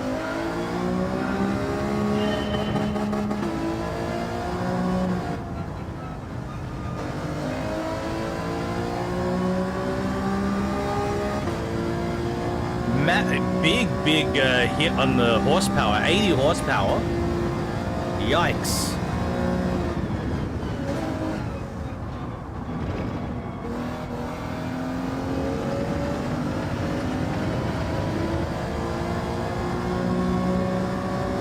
Yeah. You know, I'm so stoked that Forza got first the RB25 DET and now the 1J. Like, I'm so happy about that. Those engines deserve more love, for sure.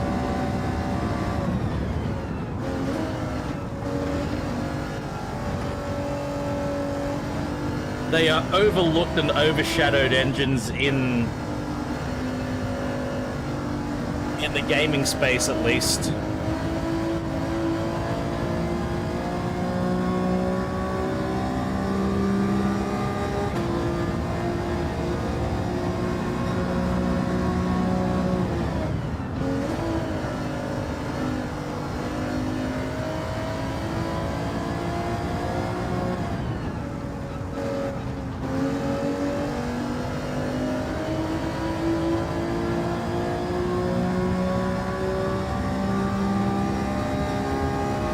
Safe as fuck.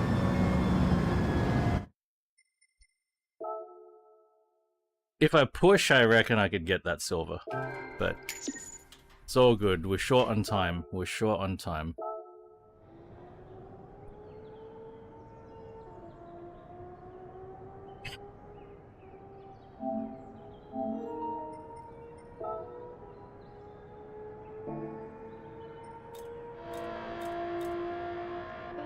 Yeah, we're pretty safe. Safe as fuck. 2 seconds. I could get 2 seconds off that. That's alright. Yeah, 1J is a great engine. It is a great engine. Especially when you got 2 of them. Joined at the hip. Loot box time! Alright, we'll take this. Done. Alright. Driving marathon, then the parts. We're doing the driving marathon, then the parts, then the car. Alright, here we go. Here we go. Get your predictions in. Pick it, pick it, pick it, pick it, pick it. The 5,000, 5,000, 5,000. We're getting 5,000 over over camshafts. Camshafts!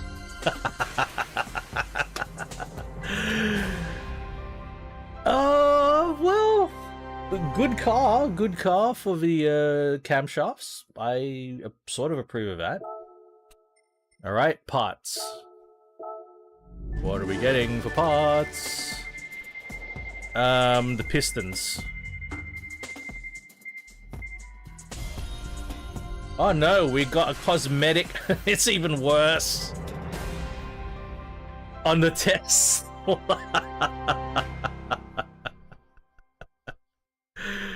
Oh, okay. Finally. Pick it, pick it, pick it. That Vision GT bullshit thing there. No, we've got RCF. Oh, it's an Audi. It's an Audi.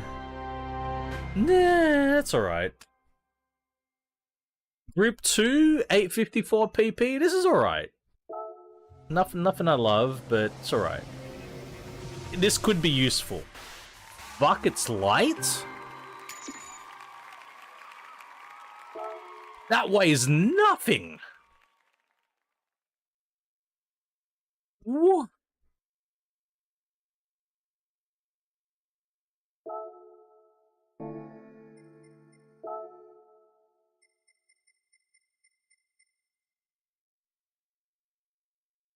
Two-liter turbo?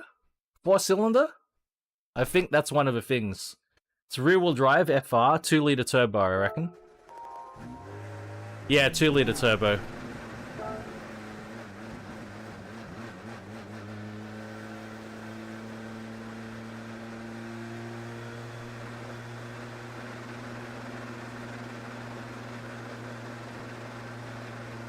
Hey, Brew, morning. I bet it's great to drive, Chris. Just unfortunate that it's a 2-liter turbo. Well, it's Forza time.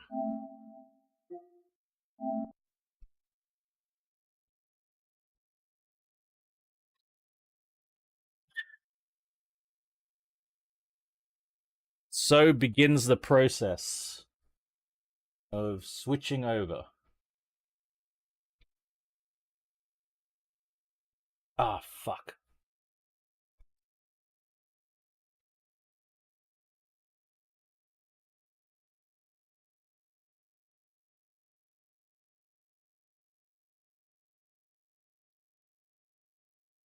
What's in store for you today, Brew?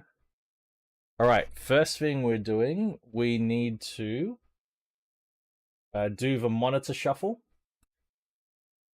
So the monitor shuffle is the riskiest part of this process. The monitor shuffle is where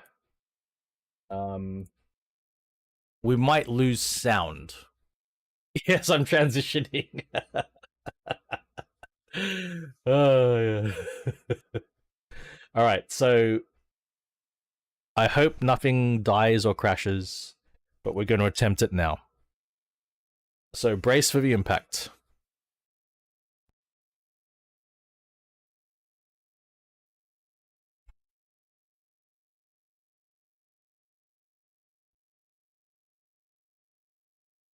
The fuck?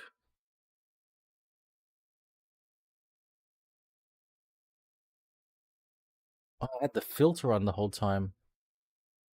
I'm an idiot. I have a what?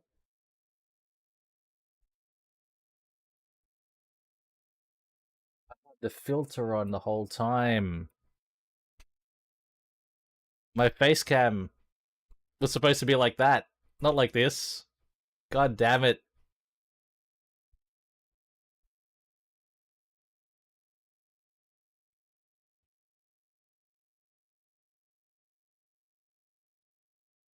Eddie! Hey, Eddie! What up, man? Good to see you. Alright, we're moving over to here.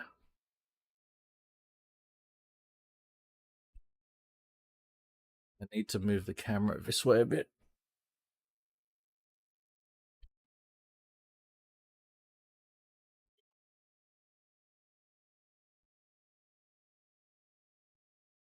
There we go. Move this here. This is way too big. Move that there. Move that there. Move that there. Alright, next step. Move that here.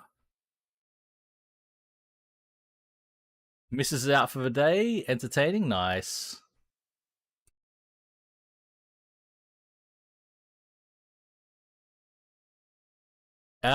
Telemetry. Yes, thank you.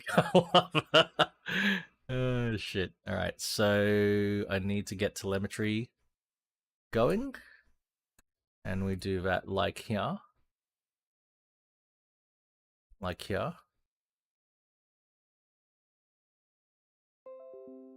Boo boo boo boo. Boo boo boo boo.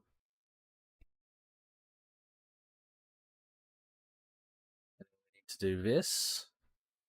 Activate V. Yes, that is V is activated. We're gonna boop that. Boop boop boop.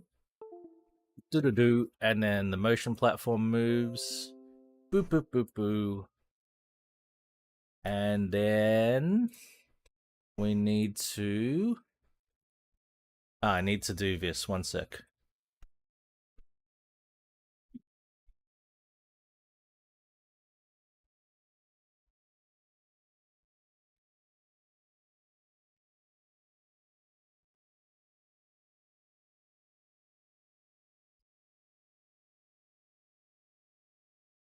Almost done.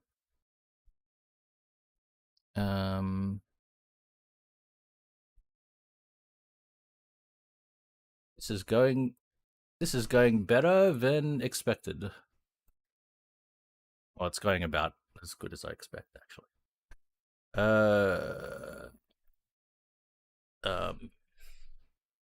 Docs stats is there. Chat is here. Audio can go there. We're gonna load Forza Motorsport now, which sometimes causes issues.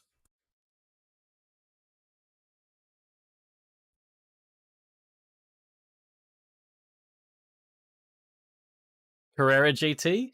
That's a spirit.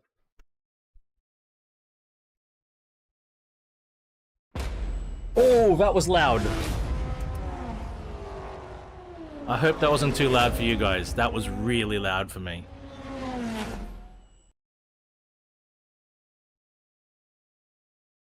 Oh, hey, Discord did well. Thank you, Discord, for bringing me Eddie. Discord brought me to Eddie.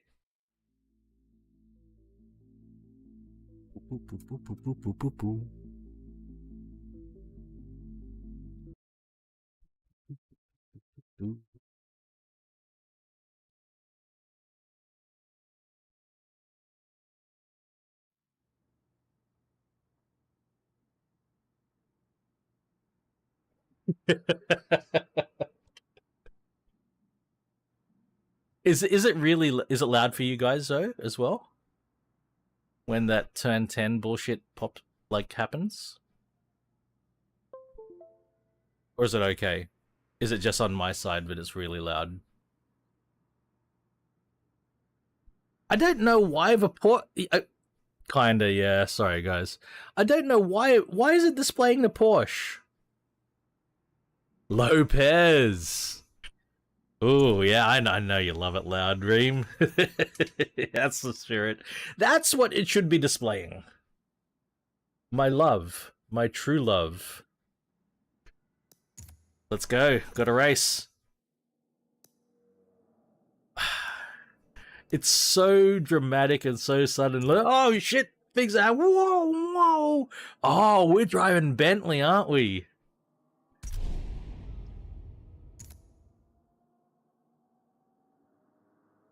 Weekend has been awesome, Lopez. Thank you, champ, and right back at you, man. Bentley, that's right. Oh, you know what we've got to do now? You know what we've got to do? We've got to go. Bentley.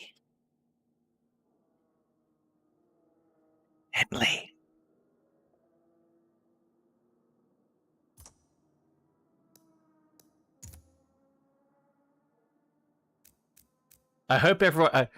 I hope everyone's seen the videos. Otherwise, that's going to be really weird. What I just did. Everybody knows what hits.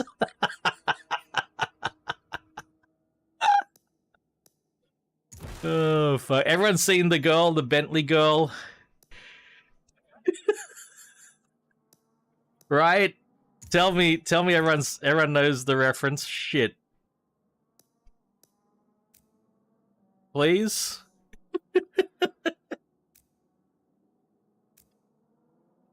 Oh my god, are you serious, Reem? Wait, okay, we got it for Reem because, and also for my own embarrassment.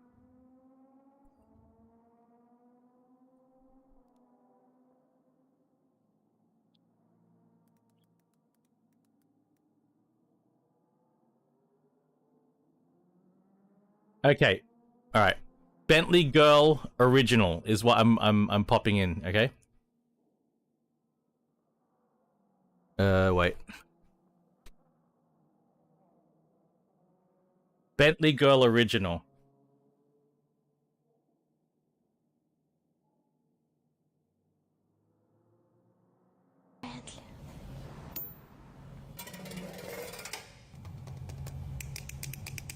Bentley.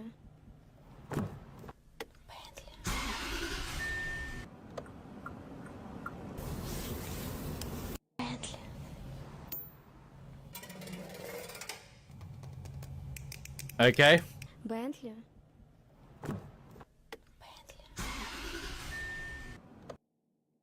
But Bentley.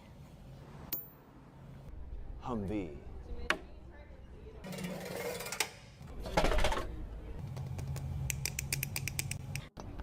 Bentley. Humvee.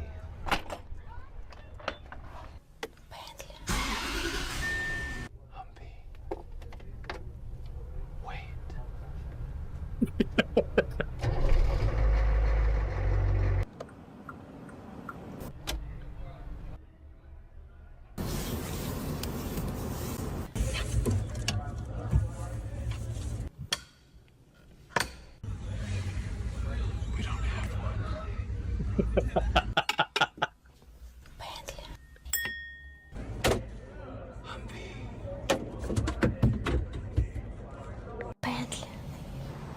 Wait. AU Falcon? We gotta do it. John Deere track, there's so many of these.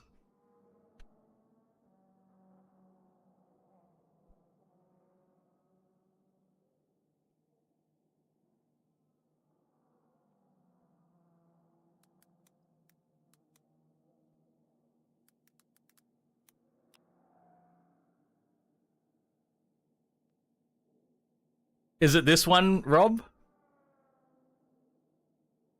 Is it the one with the green mask?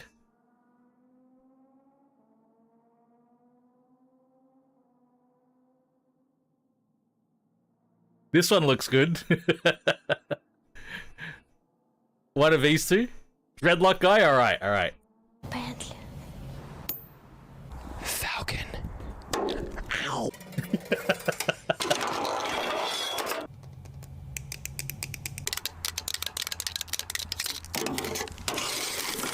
Bentley. Falcon. Falcon. That's a Falcon and a half.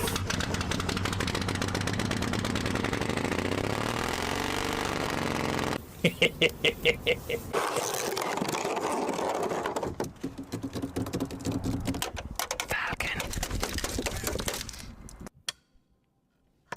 Falcon.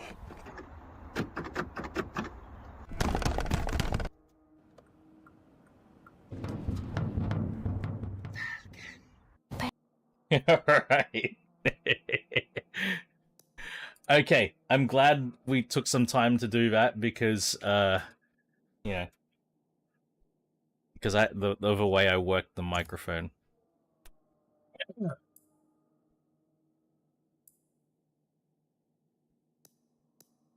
Okay, what can we do? We don't have a lot of... Yeah, exactly. That's pretty typical for an AU Falcon to end up like that. I would be in agreement to that assessment. No, I could not just explain. No, I disagree. I had to show it. Oh shit. I don't think we can really get away with much.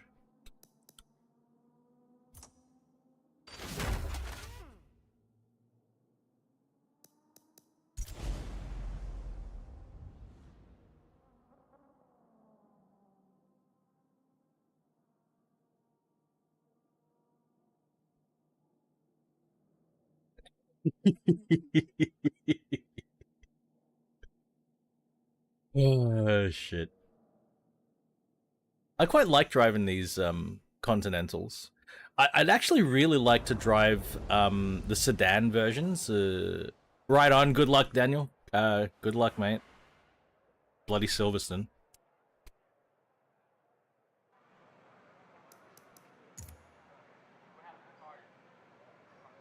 Yeah, short Mugello, sorry, with a Bentley as well.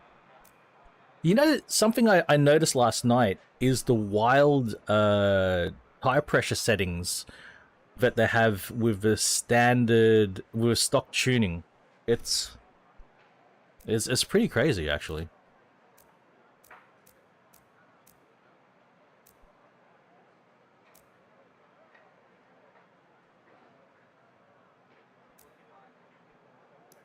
We're gonna go with 900 degrees of rotation, which is 83% or so. I don't, tell me about the bug, because I don't know anything about the tire pressure bug. You're gonna need to tell me about that. That's something I don't know about.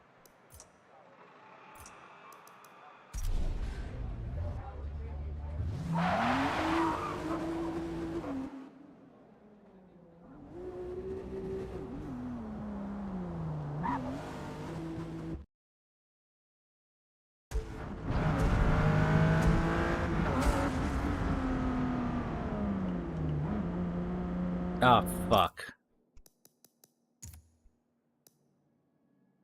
Oops.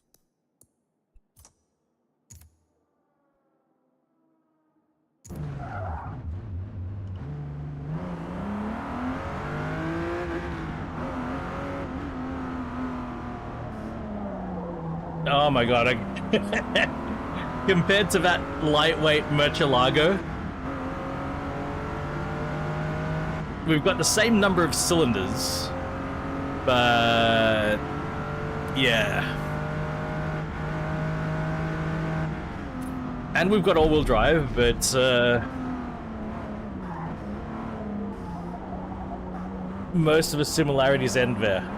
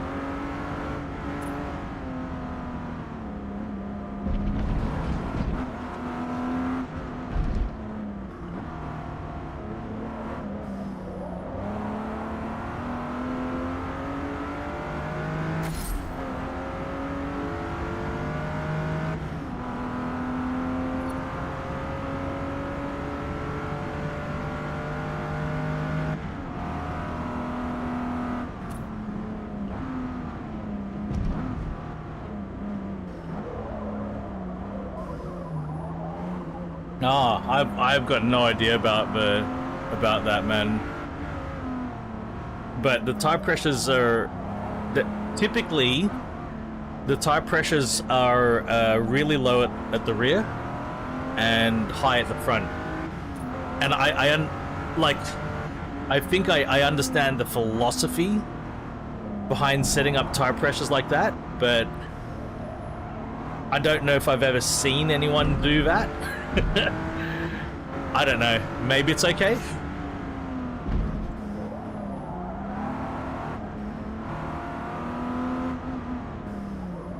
Also, in Australia, you know, we use the metric system for almost everything, except for some reason for tire pressures and boost. We use PSI, even though we don't use pounds and we don't use inches.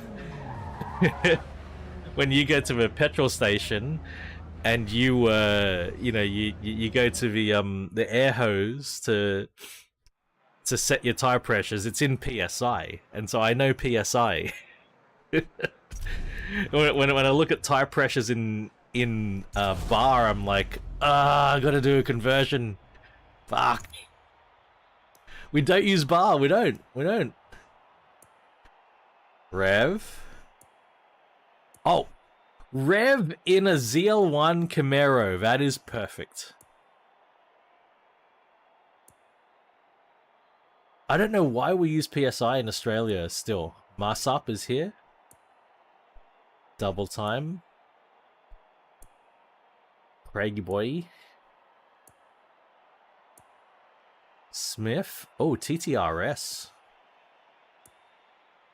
My car is very... Hey, Patter's in here!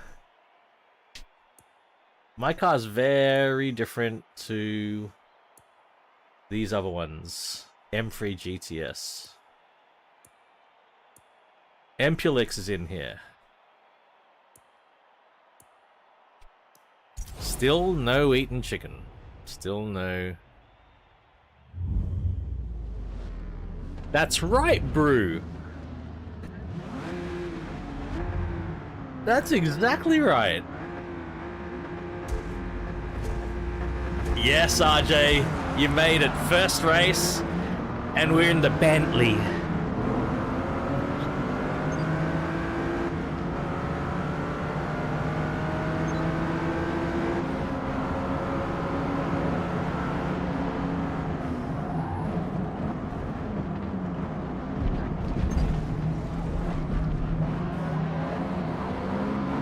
Hope you've had a good weekend, RJ.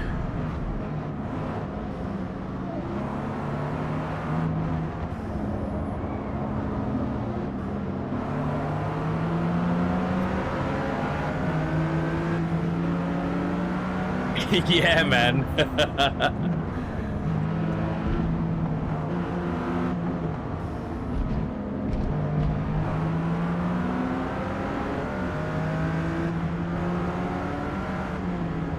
Yeah, it's been good. This weekend's been good, man. Cheers, mate. I'm a lot happier this weekend than I have been in many weekends, dude. Oh, what?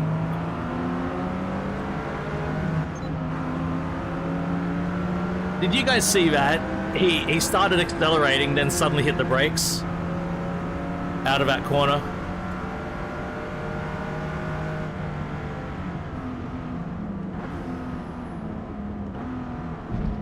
Yeah, I'm hopeful. I'm hopeful things will start picking up. Is that a Mustang with the Castrol?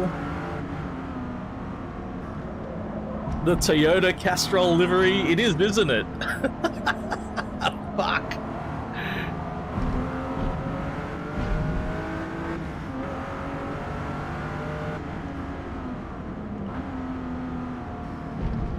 Now what? He totally brake checked me. Look at this Mustang.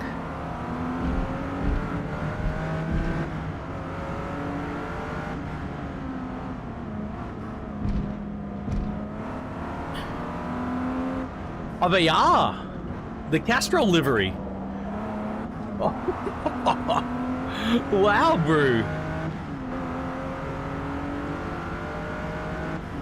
So it's gonna be a real thing. Wow!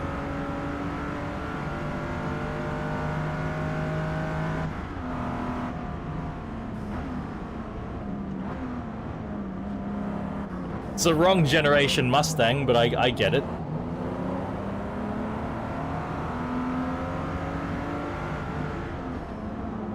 This thing's a bit heavy and wobbly for this kind of circuit.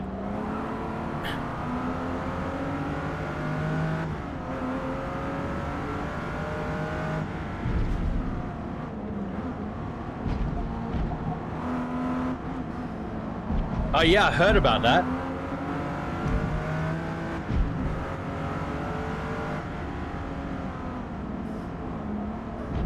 Are they using an American V8 in it, or what? What kind of V8 are they using?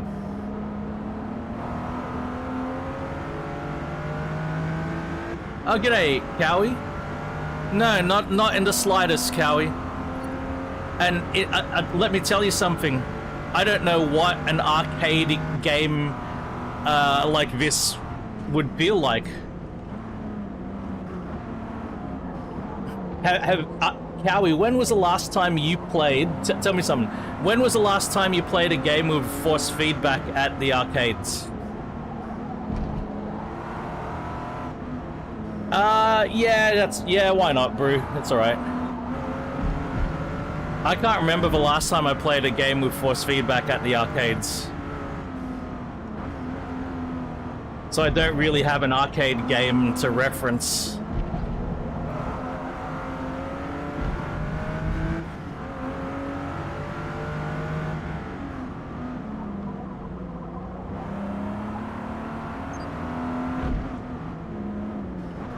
Cruisin' USA? Oi, Cowie, thank you, man. Did Cruisin' USA have force feedback? That's the thing. Most of the games don't have force feedback.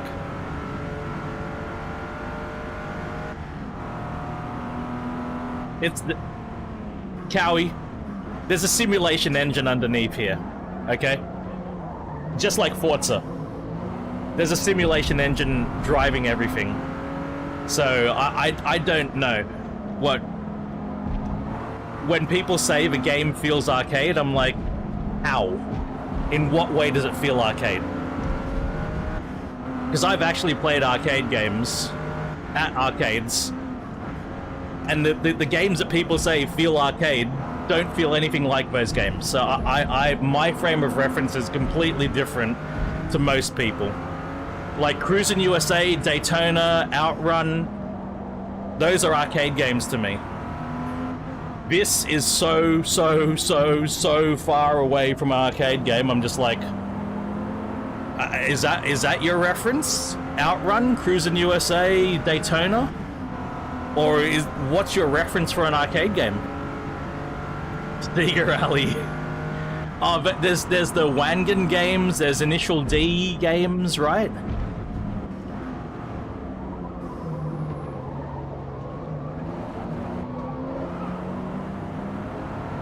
That's what I mean. Exactly. Imagine if you could play this at an arcade. Holy crap.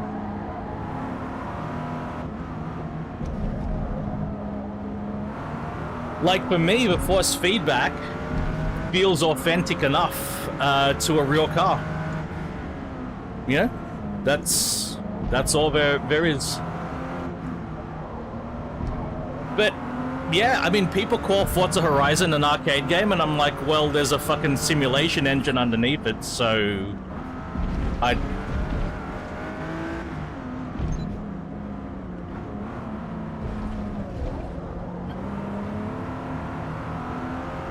Howie, I'm driving a fucking Bentley. I'm driving a fucking Bentley Continental Super Sport all-wheel drive with 2.2 tons, and I don't think this car should oversteer. But I can make it oversteer if I want to.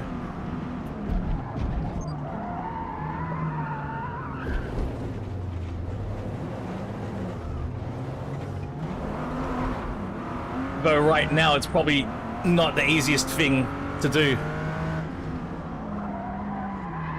Yeah, it's 2.2, 2.3 tons. 275 wide tires up front.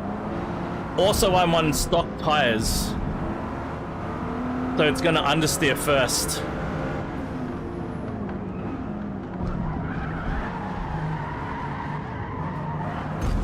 But it can oversteer.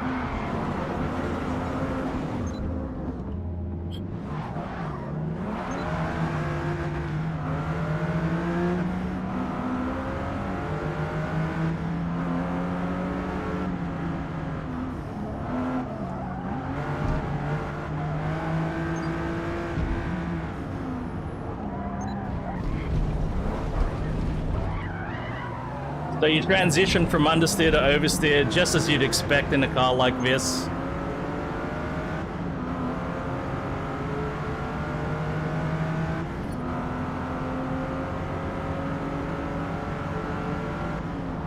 Which I think is absolutely stupid. What's a semi-sim? Define semi-sim. Go on. What does that even mean? And what's a sim? What's a full sim? What's the difference?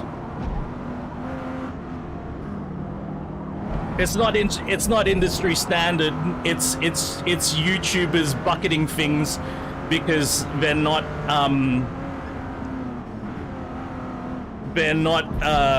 eloquent enough to describe things any other way. That's what it is. And unfortunately, it's infectious.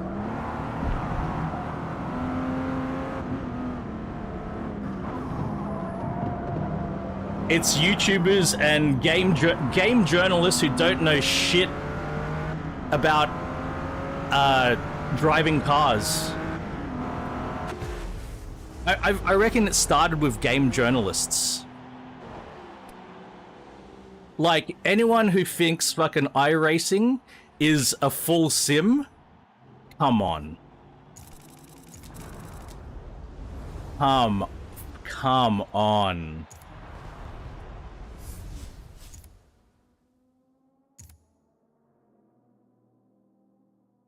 Like, look at this car. 2,280 kilograms, all-wheel drive. 58% front weight just distribution. It's not going to fucking oversteer a lot.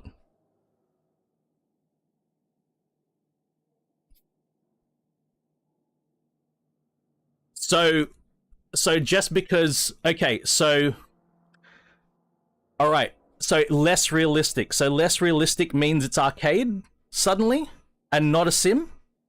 Just because one sim is more realistic than another, does that suddenly mean it's not a sim and then an arcade game? Or what? And can't an arcade game be a simulator? Why is it like, okay, it's an arcade game or a simulator? What if you released a simulator in the arcades? What then? The whole thing about arcade game is stupid. Talking about realism, degrees of realism, is probably more descriptive. But yeah, you can release a simulation engine into an arcade game. You could. And release it at the arcades, and then you've got an arcade game that's a simulator. So what do you call that?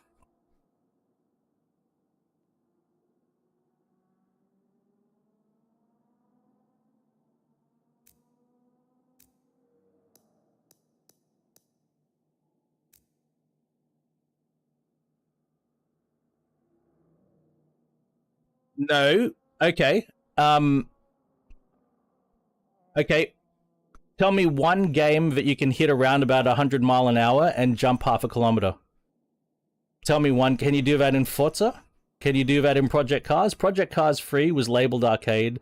Forza's labeled arcade. Gran Turismo is labeled arcade. You can't do that in those games. So Formula 1. The Formula 1 game is labeled arcade. I doubt you could do that, you know? Crew 2 with a boat. You see what I mean? Like it, the definition is just fuzzy. It seems it's up to people to just decide. And in fact, the terms are not used just for descriptive purposes. They're used to insult people. I don't know anything about GTA. I don't play GTA. But I don't believe it's a driving simulator or a car simulator.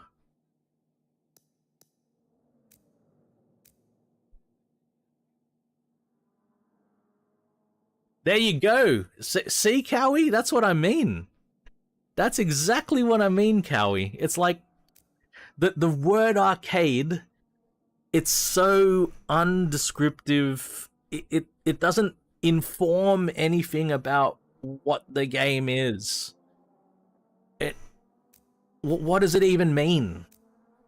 An arcade is a place that you go and they've got video games. So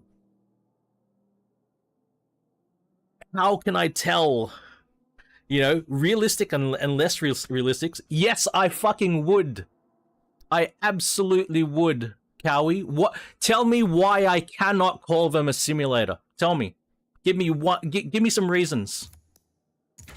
Why can I not? Look, I've got displacement. I've got bore stroke. I've got power torque. I've got power and torque curves. I've got weight distribution. Like, why can I not call this a simulator? Why not? What? Look at this build. I can go through. I can replace camshafts, and if I replace camshafts, the camshaft, the RPM, the power and torque curve change. It's as if the game was simulating changing a camshaft. If I swap in a turbocharger or swap in a supercharger, the torque curve changes. It's as if the game was simulating what happens when you change aspiration.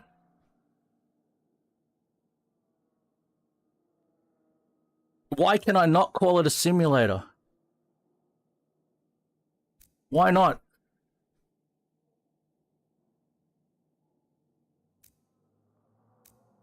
I'd call iRacing a semi-realistic video game as well. I'd call any simulation racing game out there a semi-realistic video game.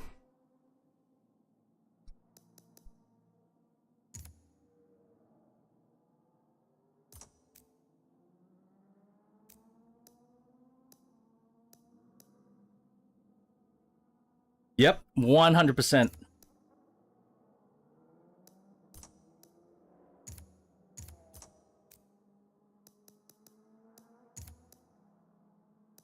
Weight reduction. So when I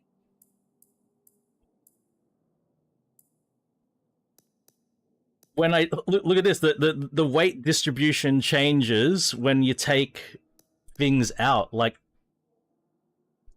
yes, yeah, absolutely. It simulates building a car, right? 100%. 100%. No.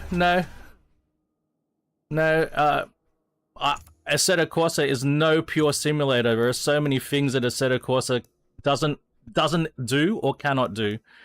Once again, no, I don't agree with that. I absolutely don't agree with that. I think Assetto Corsa is exactly the same as... I think all of these games are exactly the same in terms of, like, being a simulator. They all have their constraints and restrictions and things that they cannot do well. All of them. Every single one. Actually, I think the main thing we should work on is tires at the expense of everything else.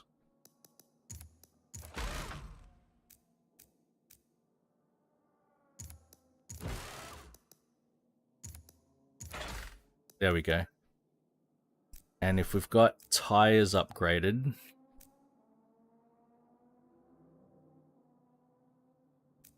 it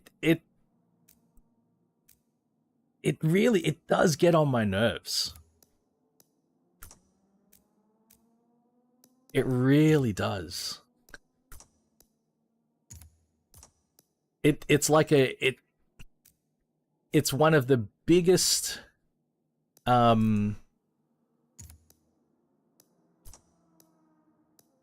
it's one of the biggest things that turns people off the elitism.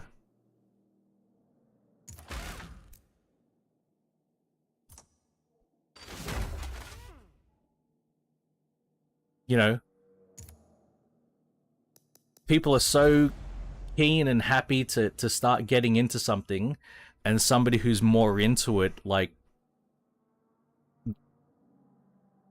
fucking... But at the same time, look, that's cars as well, right? You have people who start getting into cars, and the reactions they get from people who are really into cars, you know, it's the same thing. So it's like a carryover. It's also people who are into motorsports do the same thing.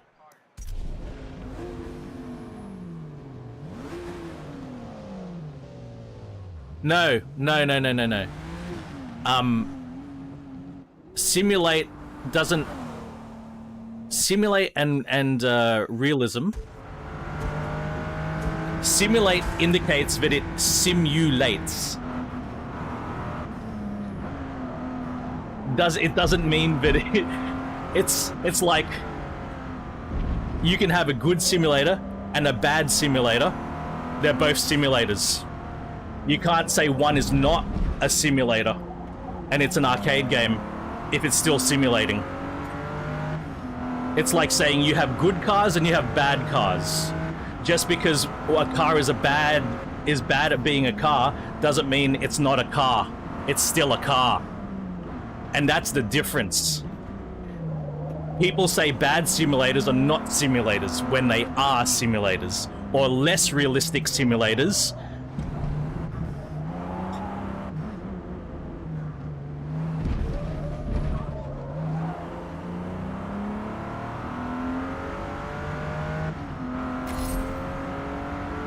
Why does it bother me? Because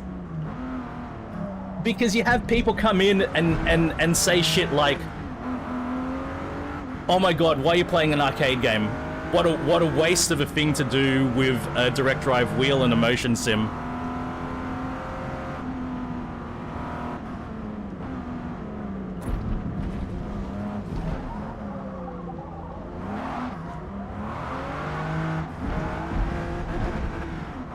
And it puts people off. Like, I really enjoy this, but it'll put people off, other people off enjoying it as well, when people come in and go, oh, fucking...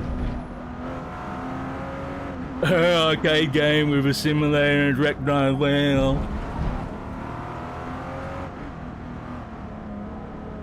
It's just a rotten attitude. It's such a rotten attitude.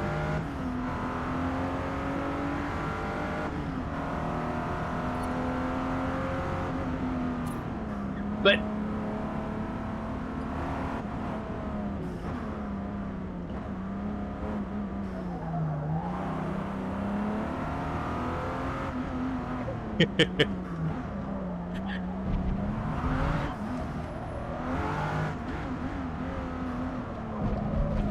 so look, in any simulator, you've got a ton of variables.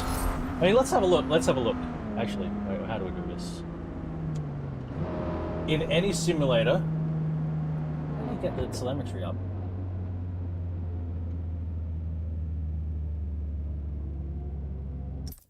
How do you get the telemetry up? In any simulator, you have a ton of variables, right? And if you had access to those variables, you could can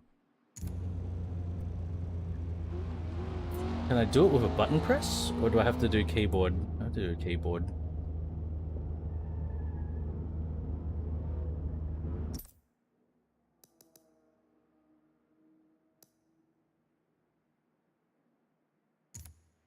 In my opinion, yes it does, Cowie. Yes it does.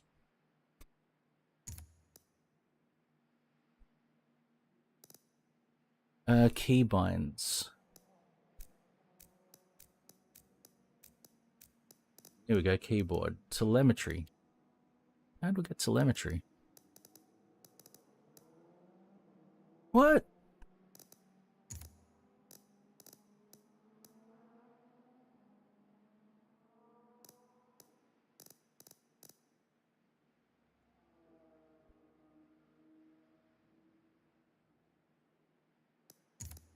Does anyone know how to get telemetry up on the keyboard? I thought it was T. I can't seem to find the key for it.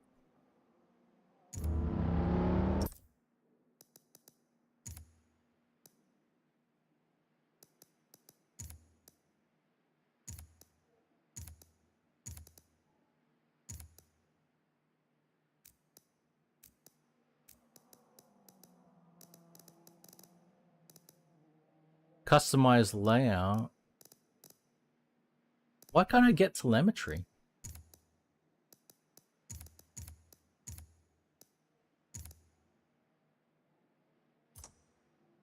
I plug in the controller.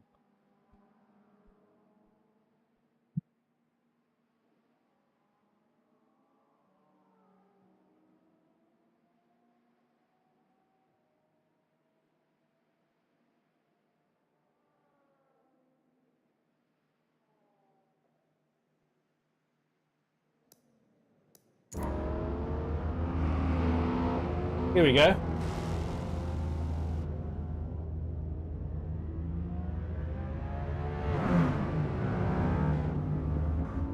So what have we got? We've got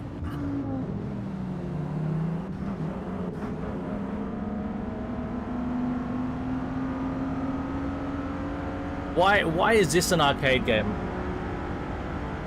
It's tracking real-time camber. The pressures are dynamically changing as things are happening. You've got temperature zones across the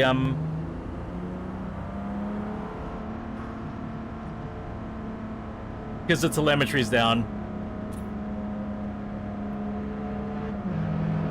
Why is this an arcade game again?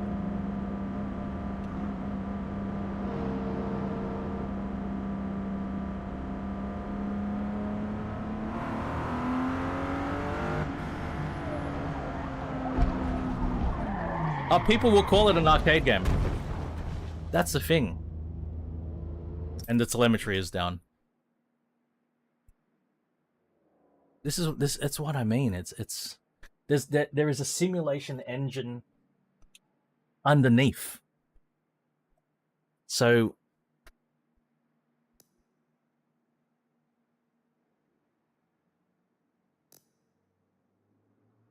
every single simulator, by default, has its limitations in terms of the number of variables it can track, and the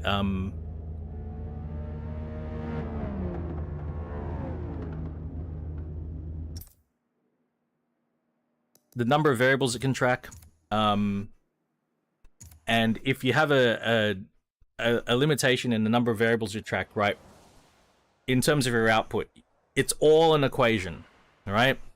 Let's just say A plus B equals 10, right? In a basic simulator, A plus B equals 10. In a more detailed simulator, you could have A plus B plus C plus D plus E equals 10. If the basic simulator still gives you the 10, the number 10 at the end, it does the same job as your more detailed simulator. If your basic simulator gives you A plus B equals 10, and then your more detailed simulator gives you A plus B plus C plus D plus E equals 9.8, and you cannot feel the difference between 9.8 and 10, your basic simulator's still giving you the same experience. Right? This is exactly it. It's the attitude. Right? And here's the thing. Here's the thing. Even the games that they're saying are super realistic, they're not really super realistic. They might be authentic enough, and fuck, now I can't get rid of telemetry. Now that I've got it, I can't get rid of it. Oh, yes. Oh. Oh my god. That's how I do. Okay. I know how to do telemetry again. From my steering wheel. Oh, fuck. No, it's not. Not anymore. Telemetry's back.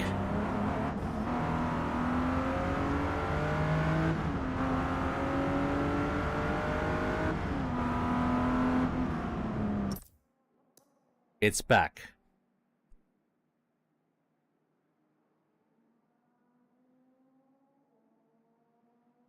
It's back! I guess it's which telemetry you're talking about. Because there's this telemetry, and there's the other telemetry.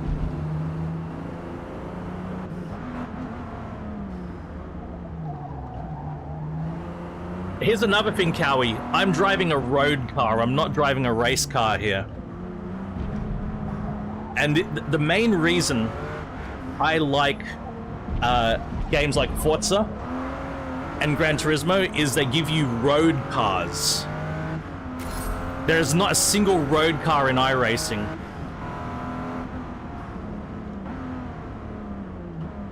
There's not a single road car in Assetto Corsa Competizione.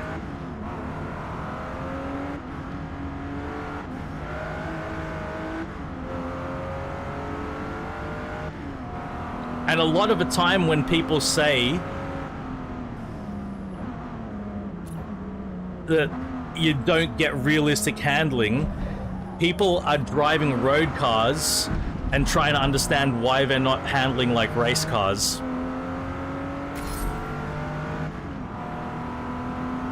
Because they won't. Especially when you're on street tires. It will be an absolute nightmare compared to slicks.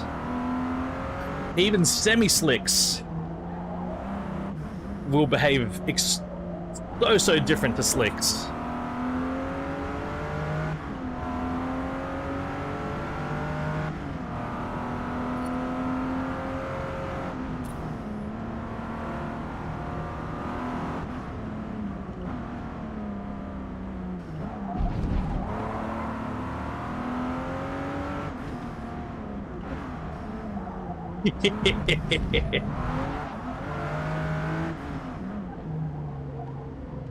No, they're not road cars. They're not. They're running on slicks. They're not.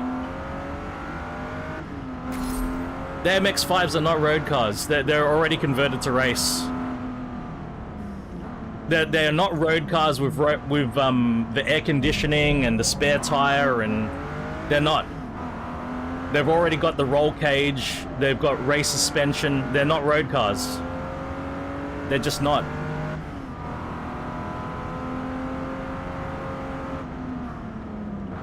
They might be based on a road car chassis, but this Bentley's got everything. No, not just the slicks. It's not just the slicks. It's the chassis reinforcement, the roll cage, it's the suspension. It's the removal of all the weight, the sound deadening. You jump into like this car that I've got now. It's got all of its road car stuff. It's modeled after the actual road car.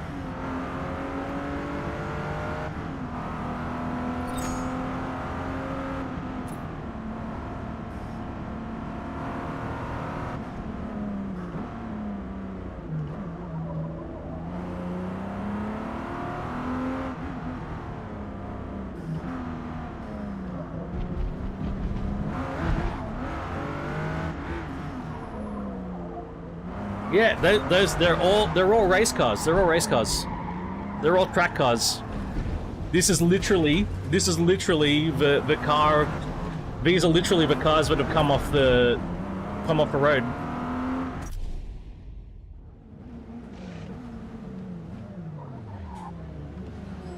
So the Jetta. So well, let me ask. The Jetta in iRacing's got the full interior.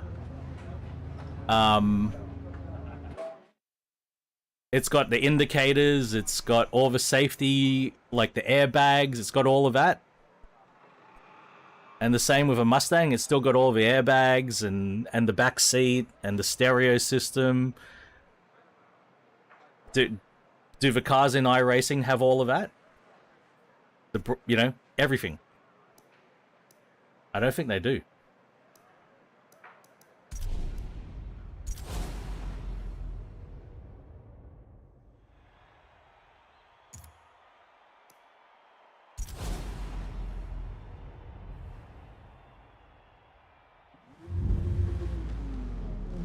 When you take a road car in these games, so they've got the full interior, airbags, everything. Okay, then the Jetta is a road car, if that's the case.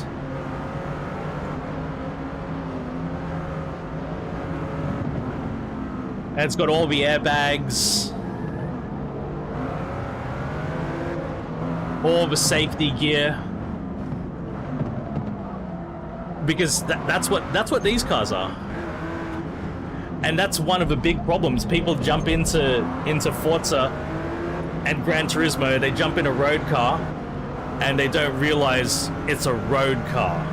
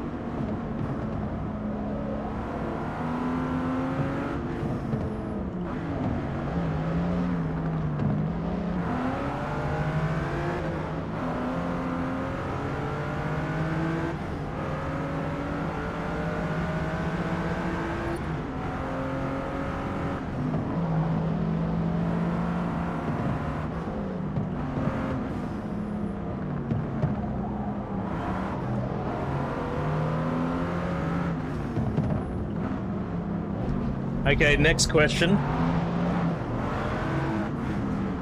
What proportion of iRacers do you think race for Jetta?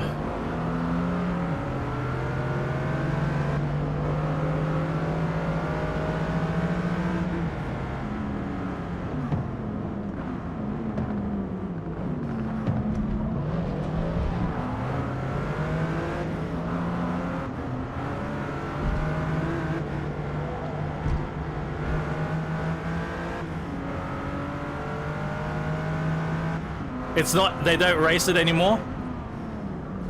So Cowie, is the Jetta gone from rotation? Legacy car. Of the current rotation, do we have road cars in iRacing at all?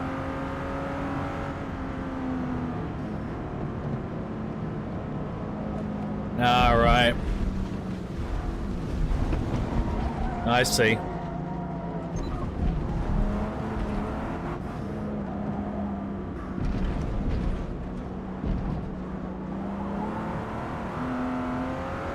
But that's look, what I'm trying to say here.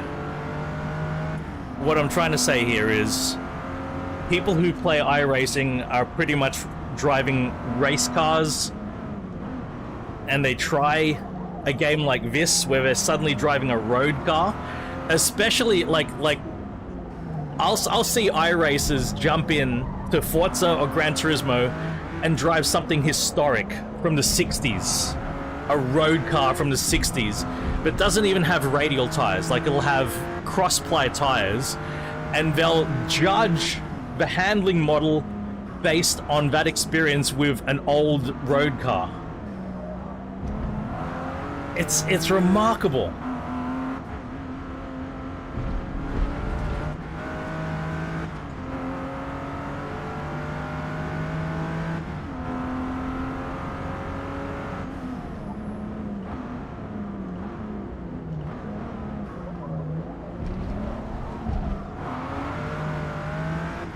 Or, even worse, Cowie, people will watch somebody driving a road car and say, oh my god, how arcadey is the handling on this, by watching somebody. And they don't even know the context of what's being driven.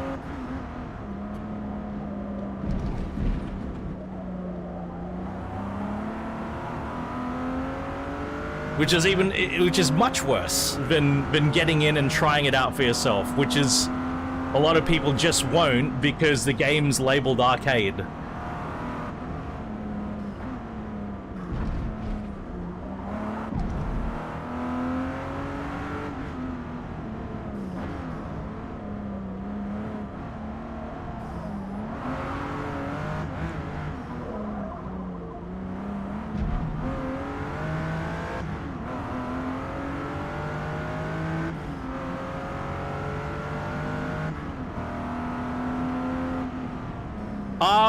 I've heard a lot of people can say Assetto Corsa is Simcade.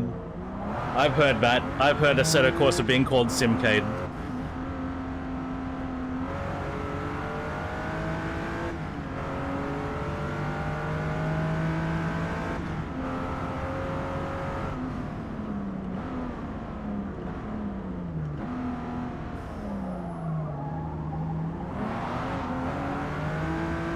Nah, you're good, Reem. It's all right, mate. We can have robust discussions here. It's okay. We can have robust discussions. It's okay. You know, nobody's insulting anybody. You know, we're arguing points. That's okay. That's okay. It's absolutely used in a negative way, Cowie. It's used in a negative way. You can't deny that.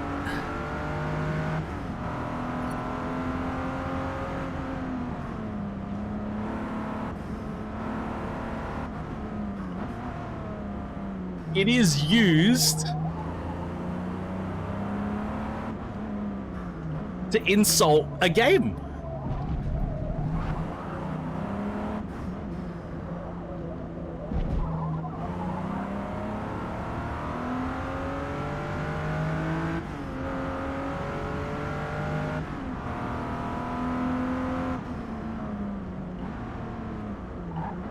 It doesn't matter if I think it's a negative term, it is used as a negative term.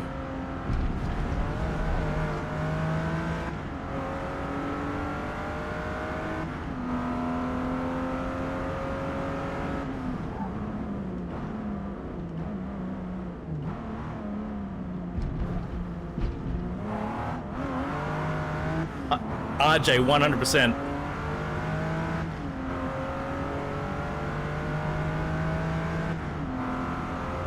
%100%.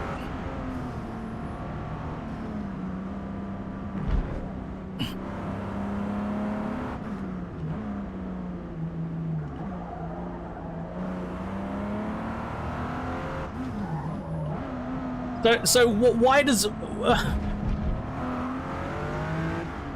so you being able to use a controller means something is less realistic? No. That's the being able to use a controller's got nothing to do with it.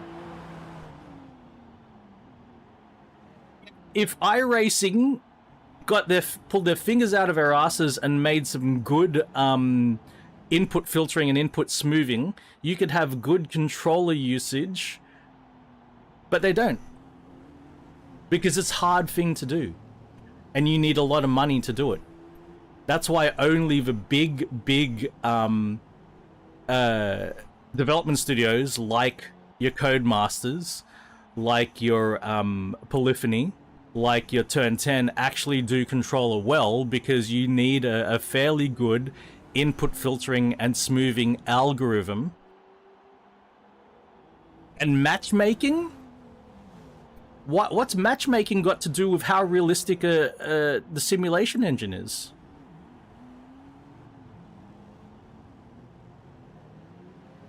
I would agree with that, Raven. So your control mechanism has nothing to do with a simulation engine. In fact, the simulation engine is at the bottom, and then you have an input layer at the top that translates your inputs to the simulation engine, and then you have an output layer that translates the outputs from the simulation engine back into the device or to the display. So the control method and the matchmaking, nothing to do with a simulator. In fact, they're separate modules.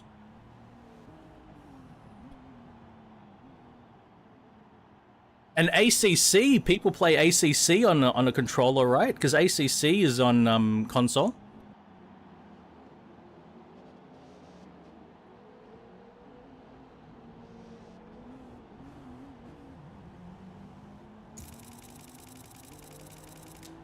Absolutely unrelated.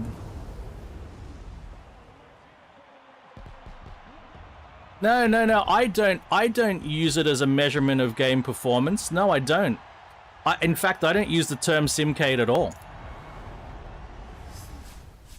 I'm not the one who uses the term. And what category is simcade?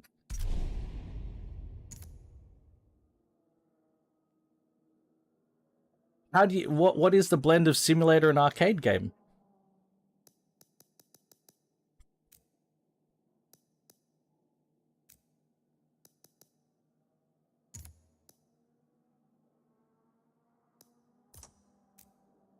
This thing is really heavy.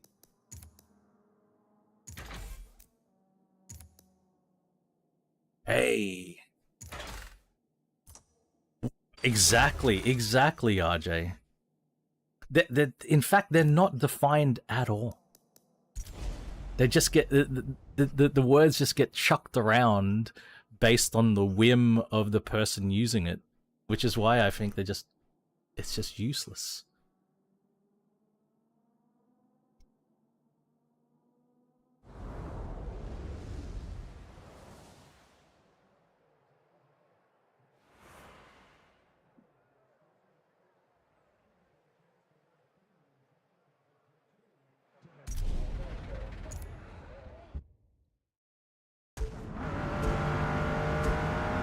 Final race.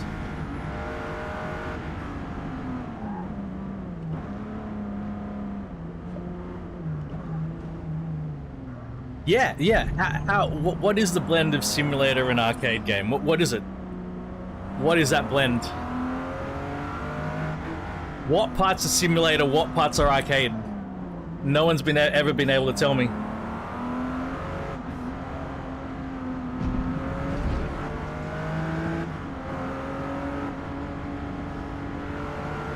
I mean, if it helps you, Cowie, that's fine. If it helps your thinking about the game, then, you know, that's for you and all good.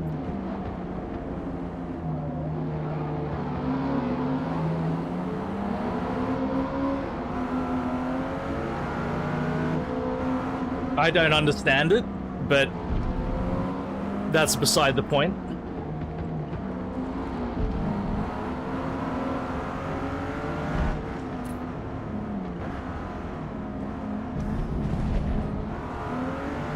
Ah, it's an arcade menu.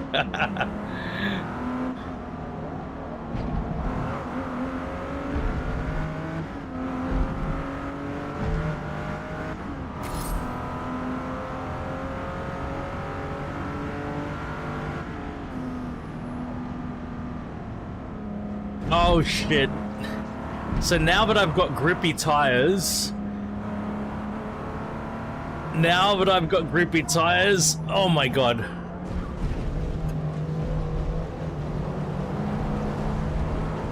I might need to adjust the brake bias now that I've got grippier tires, because shit.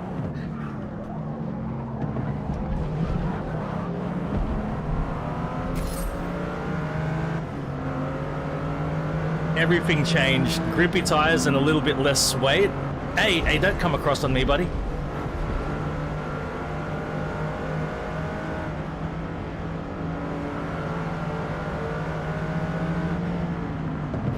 Oh my god.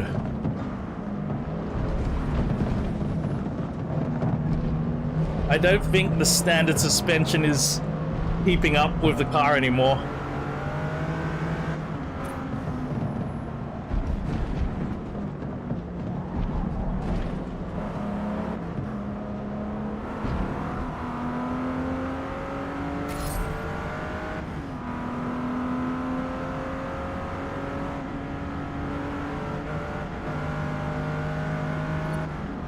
It's becoming a race car. That's exactly what's happening.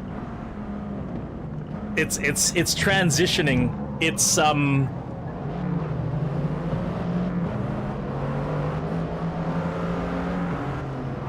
what would you call a blend of a road race car? How could you mash those two terms together when they start with the same letter?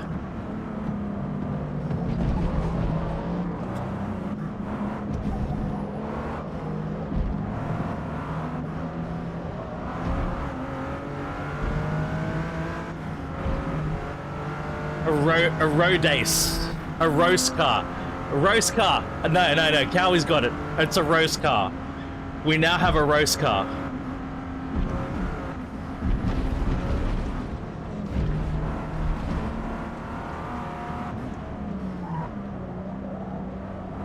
Bentcade.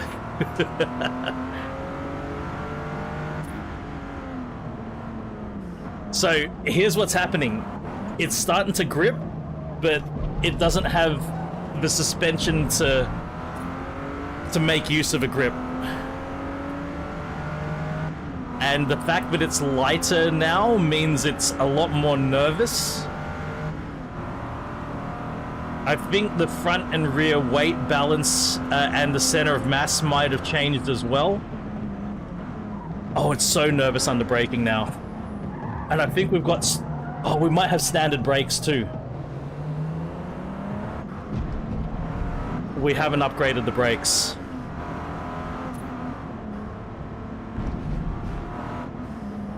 And I think it's fine. Oh my god.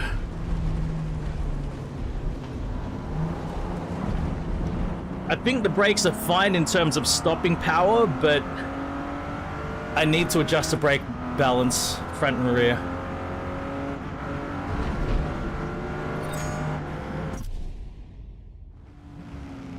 I don't think I can.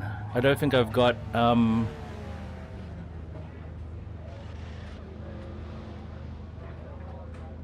don't think I can adjust the brake bias.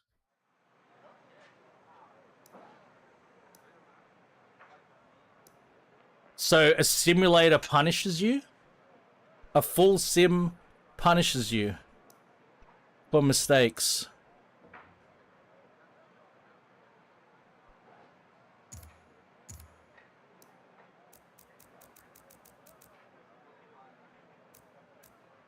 Oh, I can. I do have the oh.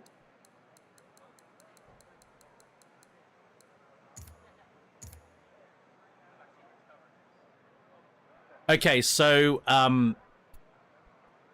it's I guess it's not just your clamping force, it's about what actuates before what.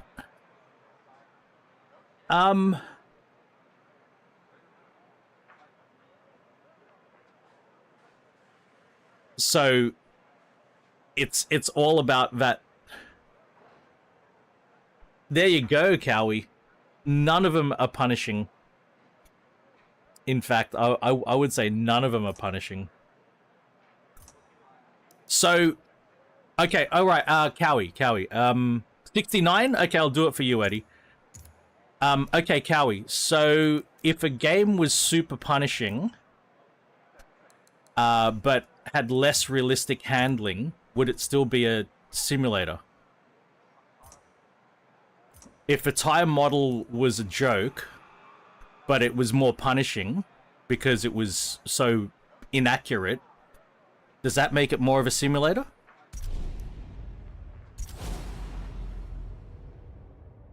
Is that a full sim versus something that is less punishing, but has a better tire model?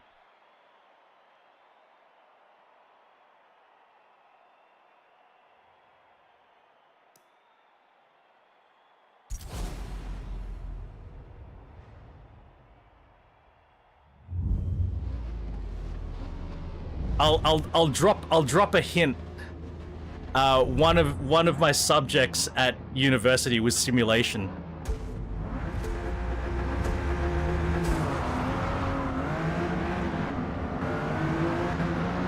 I only built simulators in Excel, but I built simulators. Oh, actually, Excel and MATLAB, to be precise. I did use MATLAB, but mostly Excel.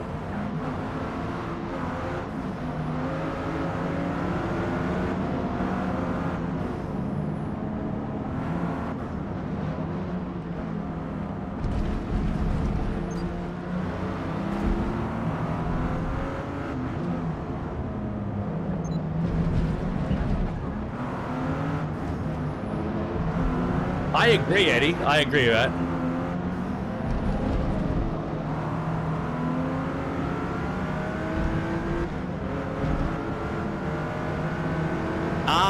Now there we hit a big one. Realistic and believable and authentic.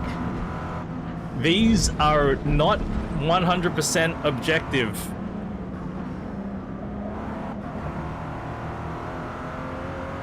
That's a big topic right there.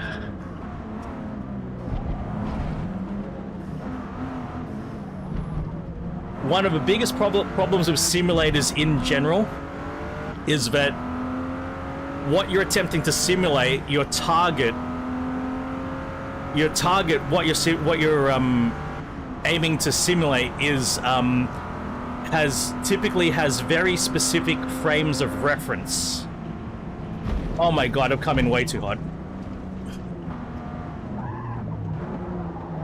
There are a specific set of variables that are configured in a certain way, and you're attempting to replicate or simulate approaching those variables from a beginning frame of reference where the variables are in one state, right? And so you're transitioning variables from one state to another state, right? And your equation should simulate what happens between those two frames of reference. The problem is, how do you capture all of the variables in real life? What tools are you using to measure?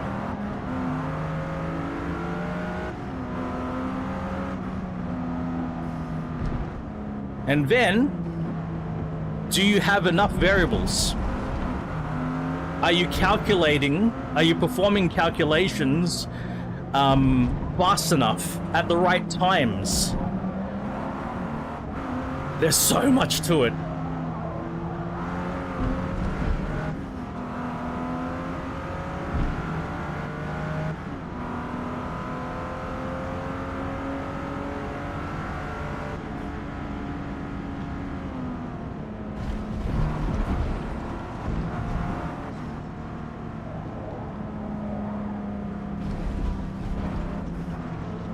But BeamNG is not very believable for me very often, Cowie. BeamNG is overly punishing a lot of the time. Reem, have a good night, mate. Thank you, Reem. Yeah, really. BeamNG's stupid sometimes.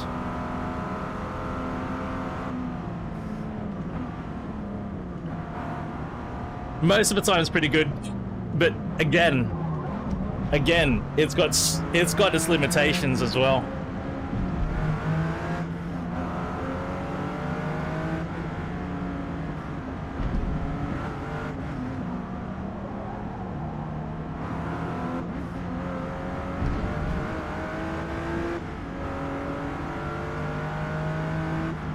BeamNG does a lot of excellent physics calculations.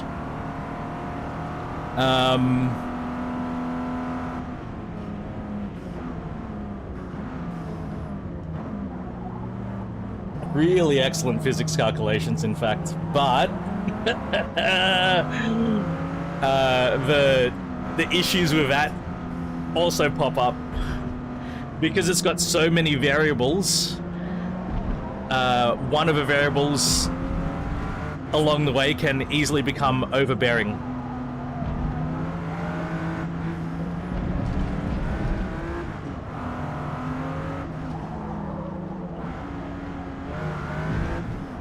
Oh, Raven, you need to calculate every speck of dirt.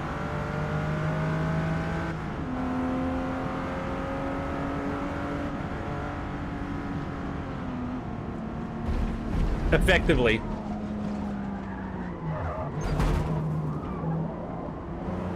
You need to calculate every speck of dirt. That's what you really need. Where does that speck of dirt go? Where does it stay? Where does it get stuck?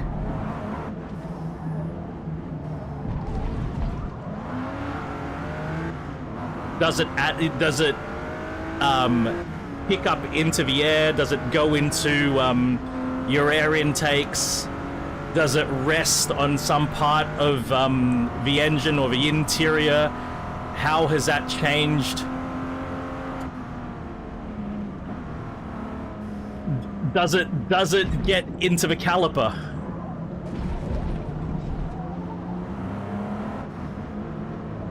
There you go. Like that's one of the greatest problems when you're trying to simulate dirt. It's ridiculous.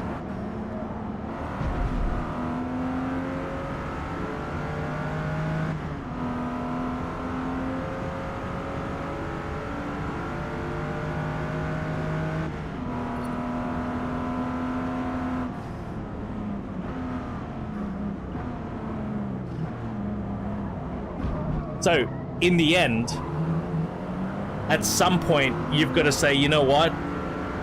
That's good enough. At some point, you've got to say, that's good enough. I don't need any more detail than this. This is giving me an authentic experience.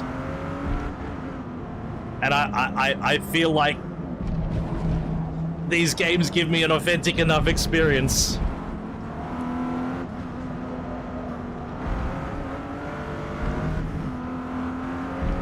And I think the push for realism is a little bit silly because you won't get there. There is no endpoint. You'll always find somewhere where the simulation falls over. You just need to know where to look. When you get good enough, authentic enough, happy with it, that's it.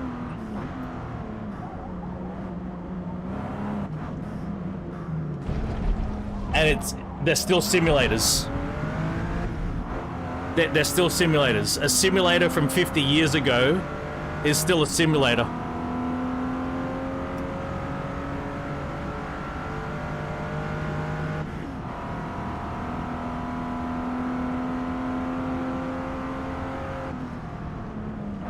Oh, look, that can be if in terms of simulating the visuals, absolutely. Yeah, you're right. You're right about that. That is a component. If you know, if that's what you're looking to get simulated, then for sure.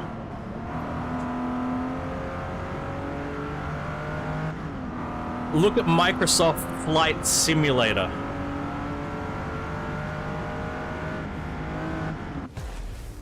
There's a great example. Microsoft Flight Simulator. FSX looks so primitive and awful. It's still a simulator.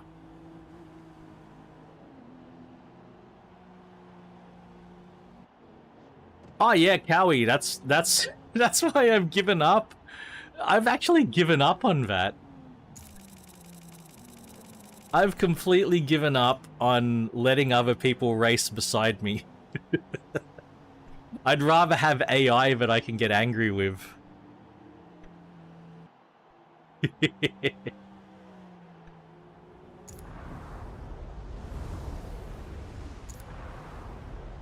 Alright.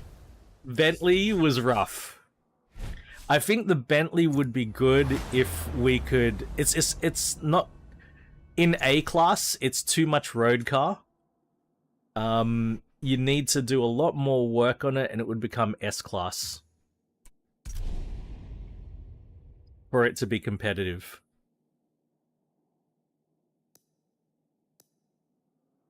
Speaking of S class,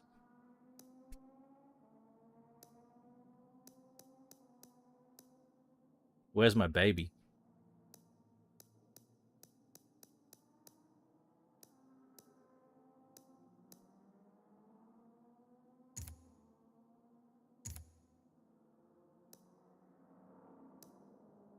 It's got to be the Carrera GT, because this is what we're doing in GT7, right?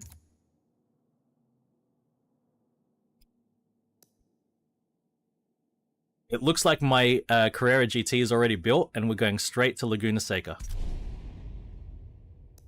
But let's have a look at what I've done to this. I've done air filter.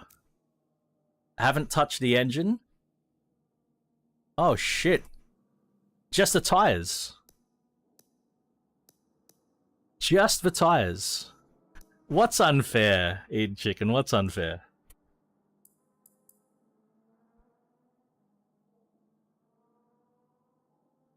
Just the air filter.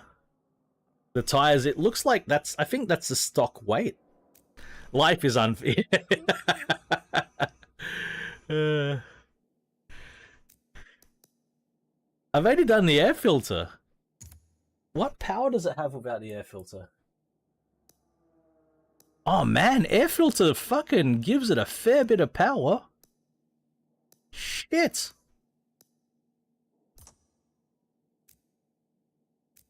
That does... No, that sucks. It did... Daniel Mitra? It's a race car component. I'll agree with that. The rest of it, it's got slicks. It's got full interior though. So it doesn't even have a roll cage. Full interior.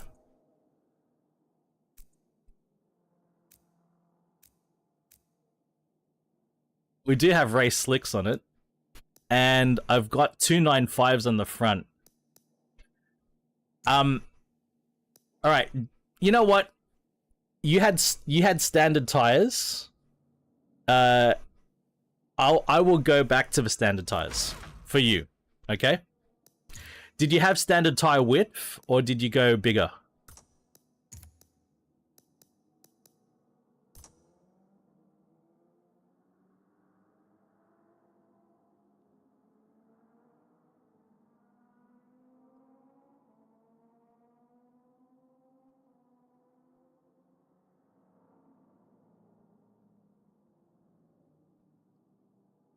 So you had stock tires, but what else did you have?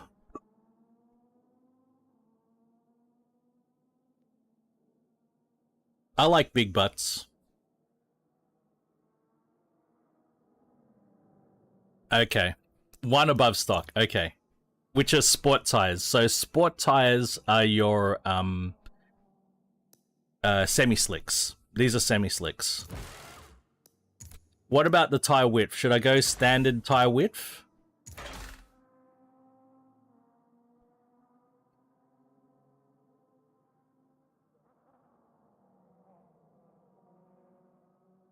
You had race air filter? I mean, if you do a cold air intake and you do a tune, maybe. But even though it's under the category air filter, I think, you know, you might be reading too much into it, saying it's just the pod filter.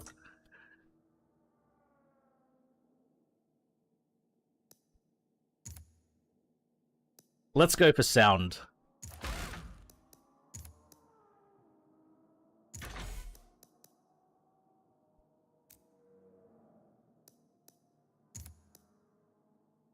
Let's make it a 6-liter.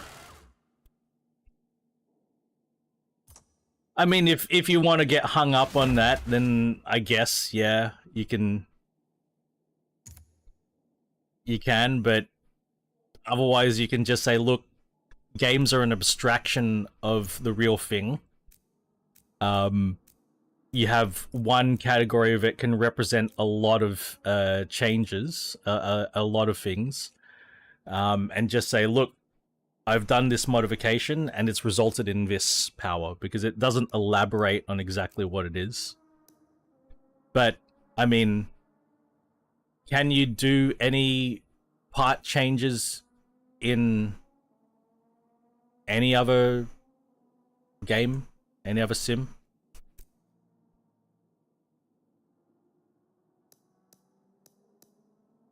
And how realistic, how do you propose to get super realistic engine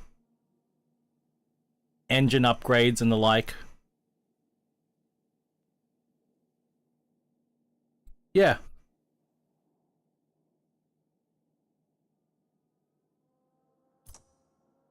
Exactly.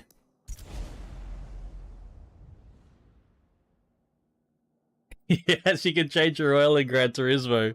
That's true.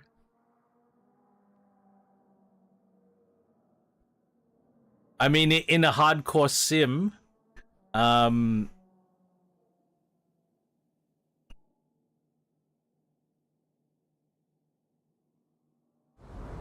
drift buses, exactly. Well, making your own files means you can make things stupidly unrealistic. And that's what actually happens when people make their own files. And what do people change when they make their own files? They're not changing air filter. They're just literally changing. I've done modding in AC. You just change the power and torque curve. Well, actually, you change the torque curve, and then you set the RPMs, and then you can put in if there's boost or not. It's just it's literally just a flat file with a with tables.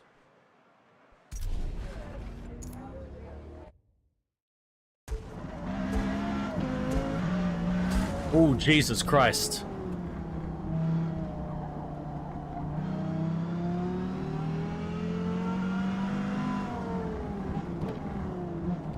Ah, fuck. I've got it on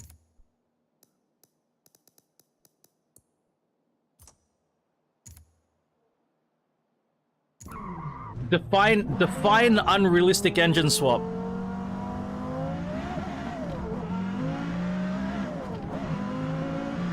Assetto Corsa has unrealistic engine swaps. What are you talking about?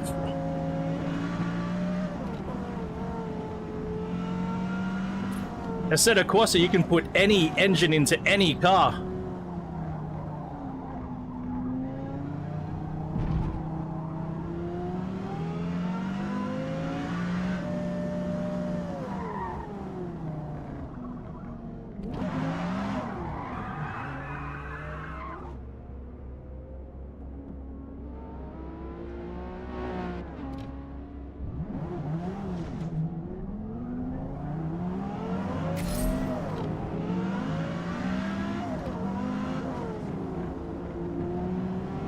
I have to remember it's a Carrera GT. I'm no longer driving a Bentley. This is a Carrera GT now.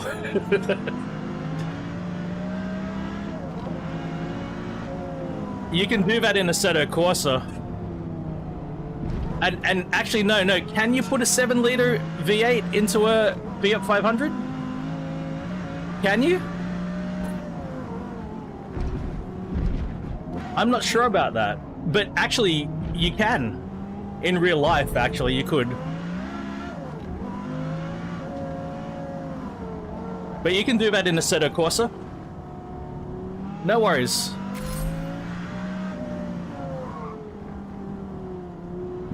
You could do that in a Assetto Corsa without even changing the weight balance.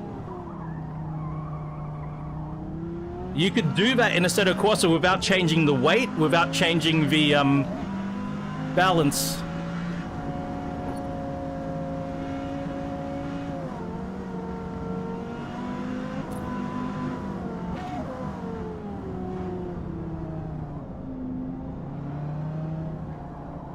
Yeah, in fact, that's right, Raven. The 7-liter is just going from the 6.2 to the 7-liter is just internal. There's no physical change to the. It's just bore and stroke, mainly stroke.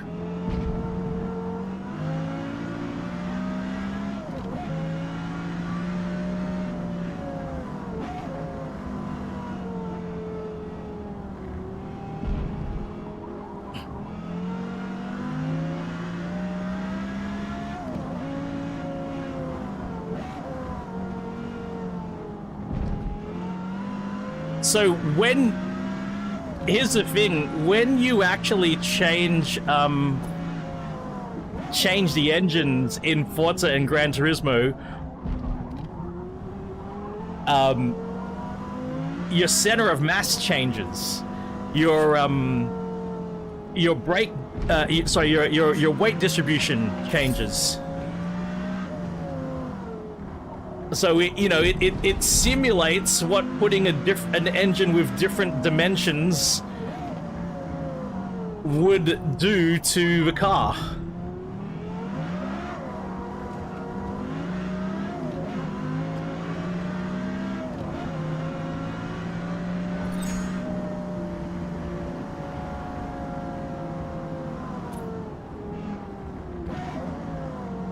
Not necessarily.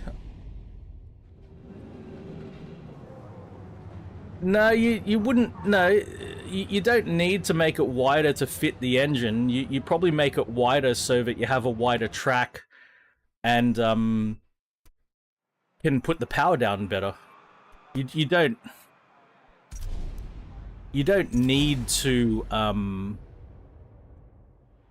widen the engine. Yeah, it's just impractical. Exactly. It'd be impractical, but it could be the same size. It'd be impractical to...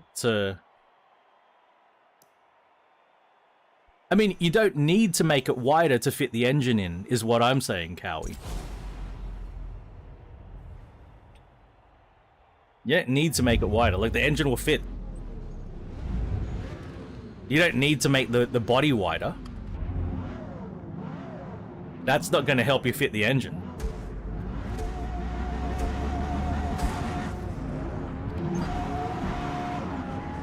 What the fuck? Did I just bog down or what? I'm gonna try it again. Actually, I don't know who's in this race. We've got to see who's in this race.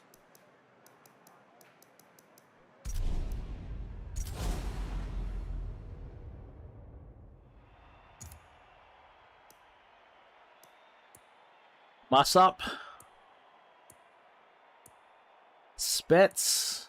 Pinkham's in here. Hans Smith. Agassi.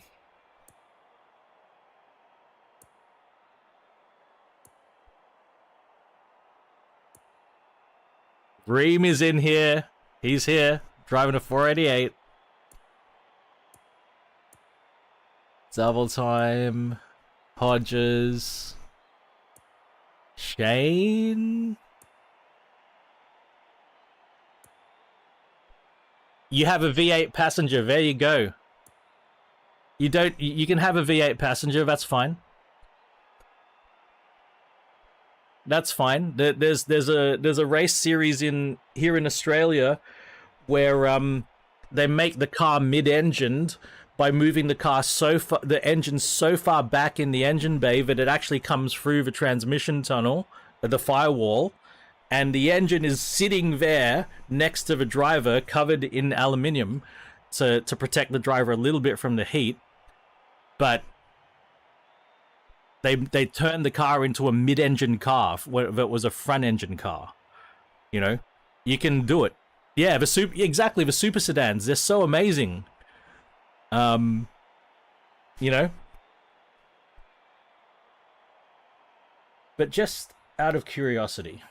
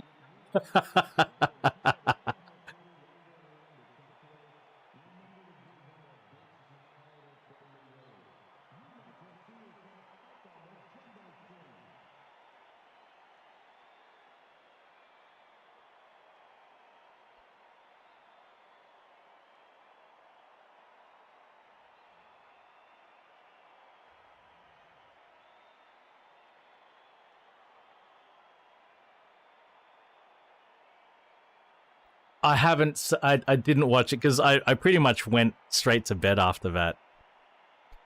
So I haven't looked at it yet.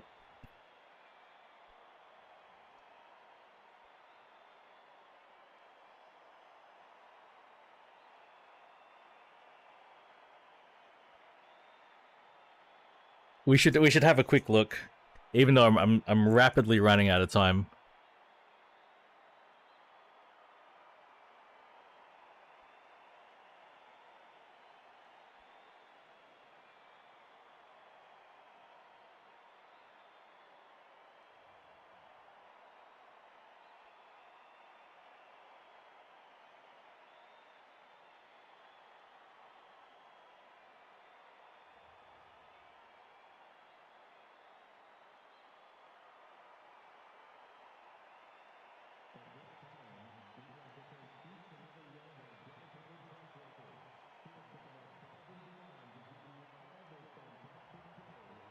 Yeah, we'll just get on with a race.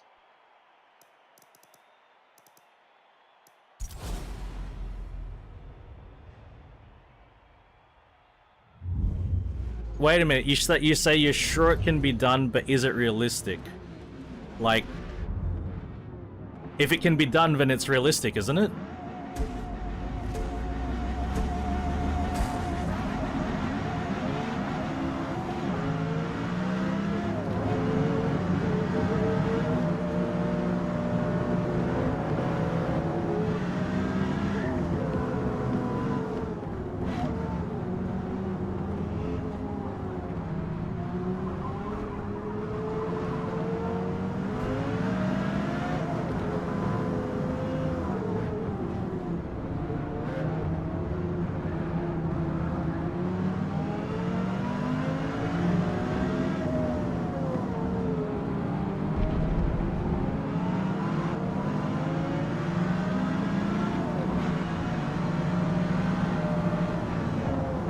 And likewise, again, you can do that.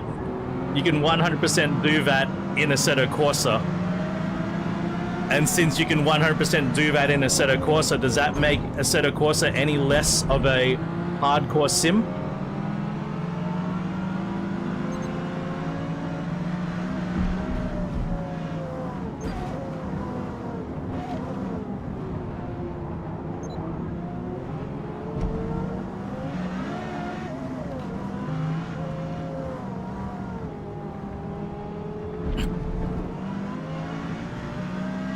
Because I tell you what, they could do that in iRacing, they just don't let you.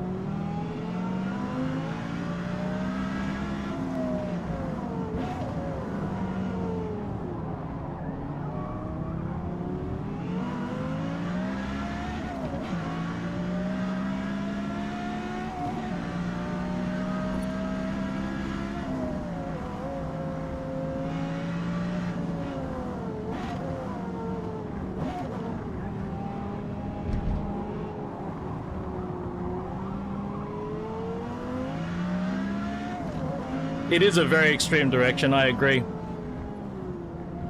So in that case, Assetto Corsa is unrealistic, because that can be done in Assetto Corsa.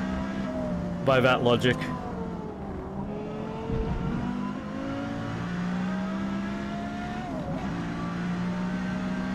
In fact, yeah, you could, if you had access to the files, you could do it in any game. Because all games are is a set of equations and variables.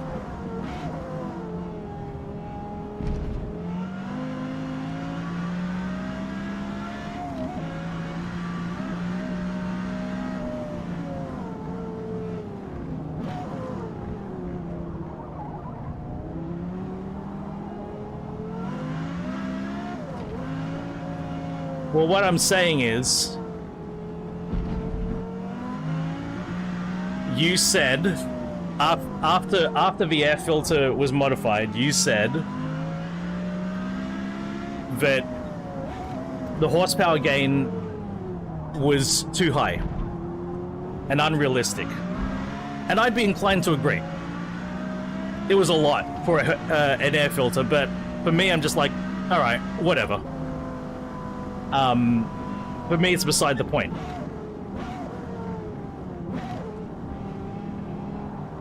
And then I asked, look, does any other game handle upgrading or modifying your engine well? And in fact, most games don't even handle it at all. They don't touch it.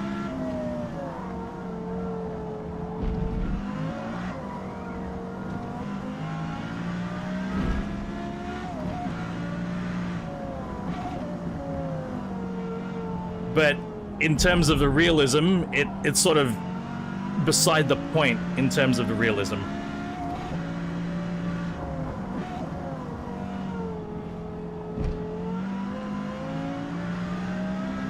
Yeah, 100%. RJ, 100%.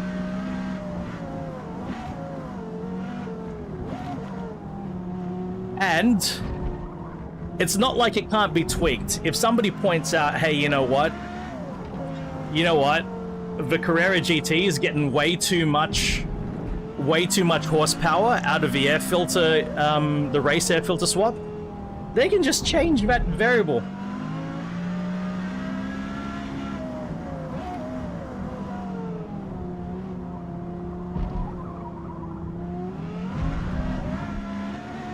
Yeah. So exactly. Yeah, Cowie, I agree. And for all of that rationale, I would apply it to games like Forza and Gran Turismo. Exactly what you're saying. You can treat these games, GT7 and Forza, as realistically as you want to. It is up to you. Treat it realistically, and it will be realistic.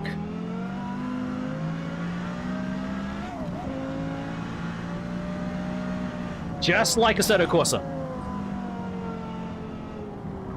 Just like any other sim out there.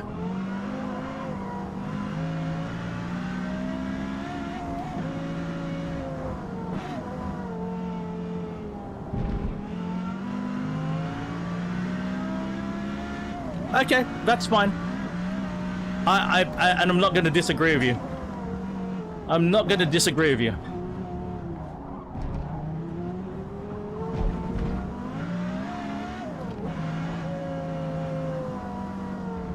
It was a lot of power from an air filter.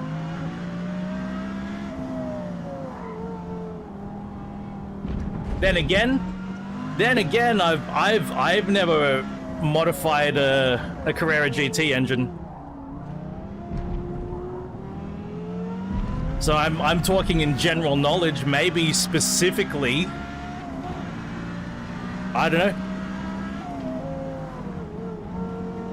I don't believe you'd ever get that much power out of an air filter change on a Carrera GT, but I don't know.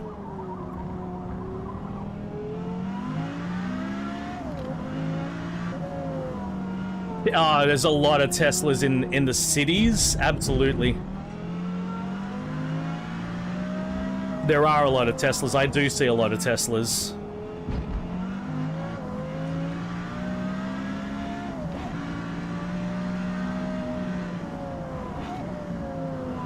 I do see a lot of Teslas.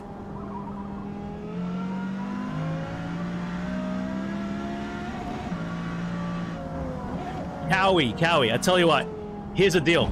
I'll get the pod filter, you get the Carrera GT for me.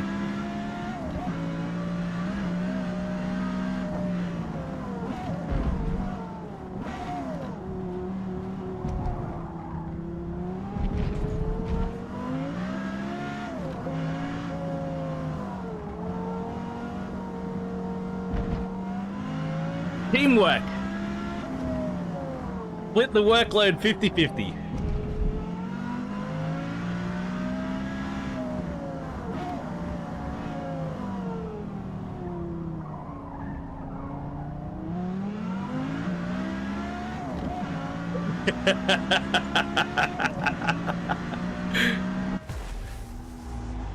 So,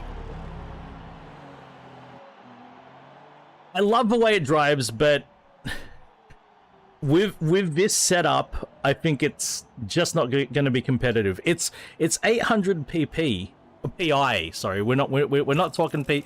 We don't have any more pp. We got no more pp.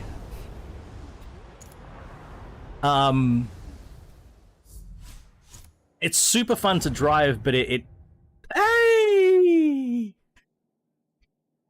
Eshays, brah, I did it.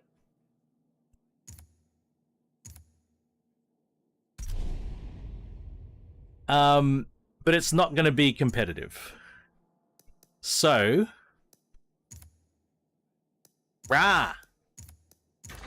we're gonna go back.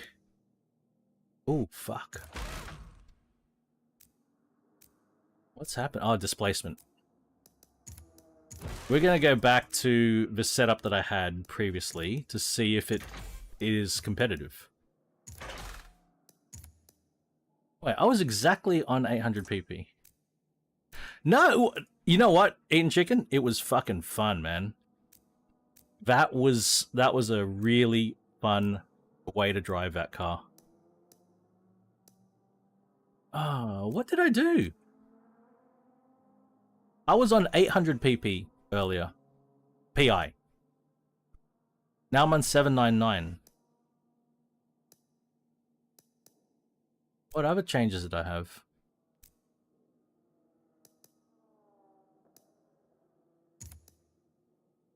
No, can't do that. Fuck it.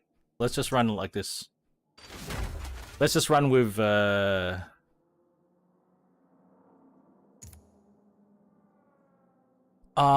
No, I think it's got you know, so one of the things in real life about the Carrera GT is it's got I heard it's got the tiniest, lightest flywheel, and that means it just fucking goes off the start. And one of the big problems with the stalling is people aren't used to it.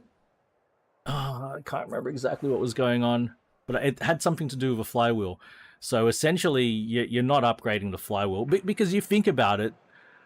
The motor in the Carrera GT was a race motor, and they just sort of they detuned it a bit. They gave it a bit more stroke, so it was a bit torquier and a bit more tractable, and converted it to be a race car because a road car, a road engine, because Porsche was supposed to go racing with the engine. And then the series that they were supposed to race in got scrapped, but they'd already done all the development work and ordered all of these engines, so they needed to make some money back off them. So they created the Carrera GT. That's why the engine is so epic. Oh, fuck. Oh, hang on. That's why the engine is so epic in the Carrera GT, because it was for like a Le Mans or something race or group. I can't remember exactly what it was. Yeah. That's why the engine is so different to anything else in the Porsche lineup. That's it. That's exactly it. That's exactly it. And you know what? The way that these engines are represented in terms of the upgrade path in these games is actually pretty good. This is a solid example. It's actually pretty good. It's not perfect. It's absolutely not perfect, but they do a pretty good job. Considering the volume of the engines, the number of engines that they need to research and represent, there's a good amount of detail.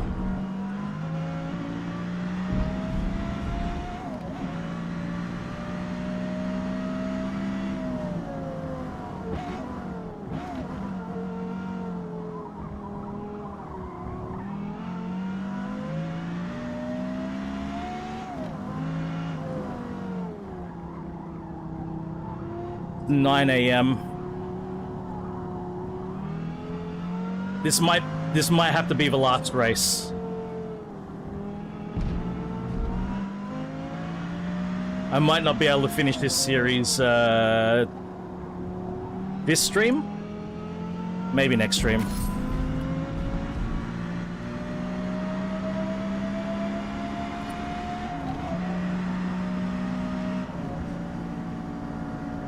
Temeraria can't beat the Huracan.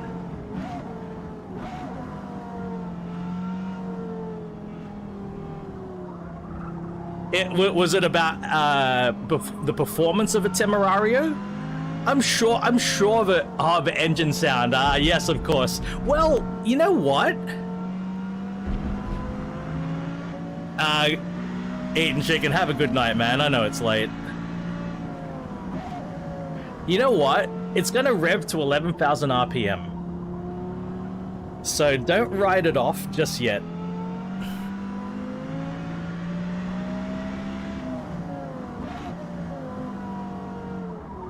Like, yeah, it's got turbos. Yeah, it's got 2 less cylinders. But it's gonna rev 3,000 RPM higher. So, you know, that's an ace up its sleeve that it might have. But, hey, take care, Eating Chicken. Thanks, man.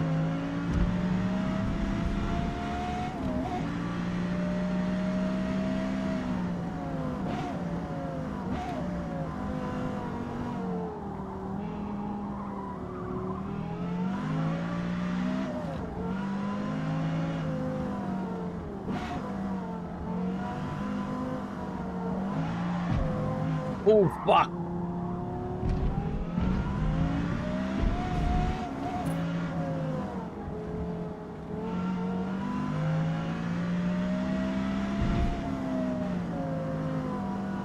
Nah, the Temerario, because it's hybrid and turbo, it's gonna be so much faster. Is that you? It's gonna be so much faster than the Huracan.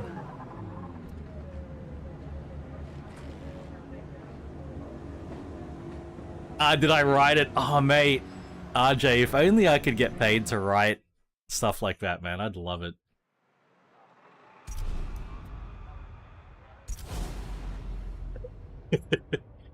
Well, you know what, Eating Chicken? The thing is, with YouTube, the VOD's not going anywhere. Like Twitch VODs, they get deleted.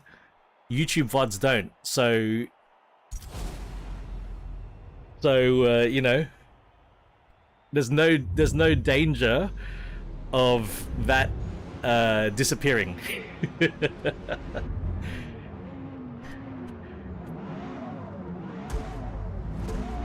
It'd be awesome, RJ.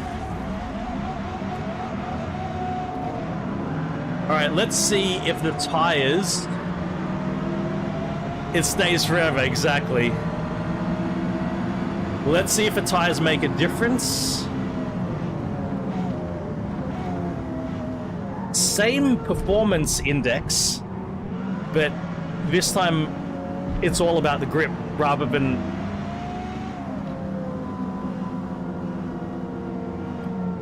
Oh! Man, if I get brake checked like that...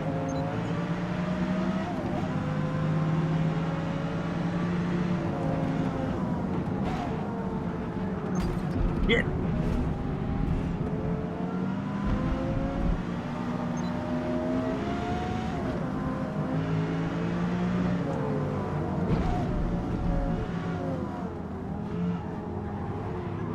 I can feel already how much more trust, how much more lateral grip, how much more I can trust the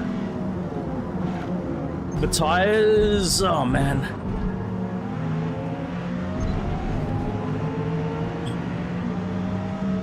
Yeah, it's huge. It's a huge difference. I can actually get on the throttle a bit more aggressively now.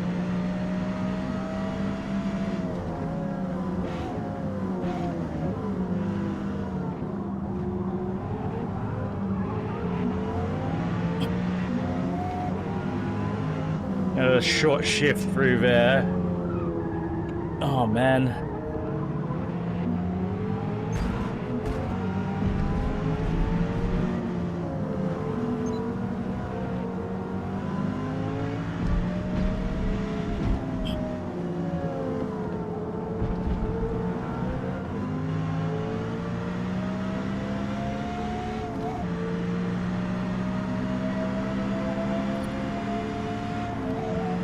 That's awesome, RJ. Yeah, man.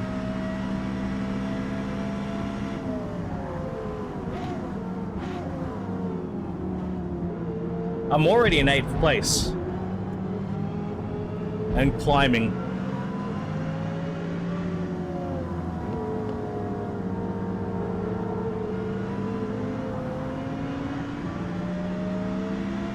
Yeah, see that on the sweeper, even though I don't have downforce, I can lean on the lateral grip of a tire.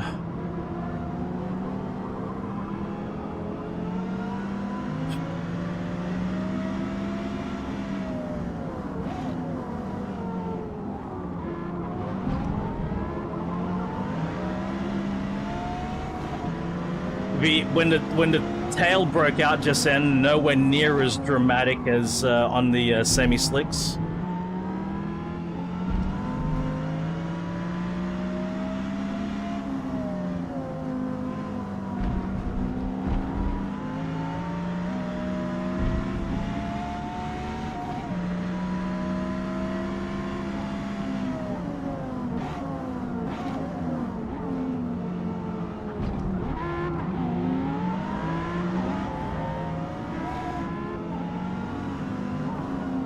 Really short shifting helps there. Speaking of Huracan,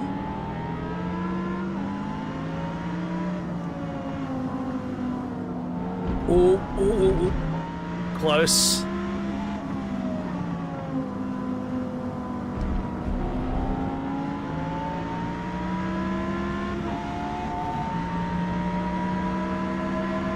V10 versus V10.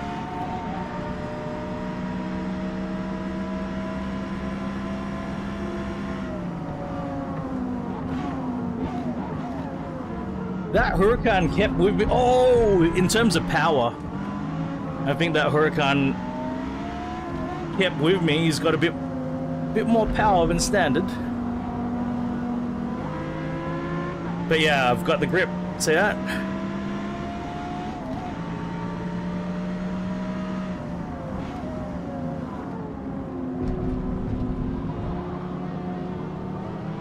Got an Aston Martin head. And a Corvette. And a Viper.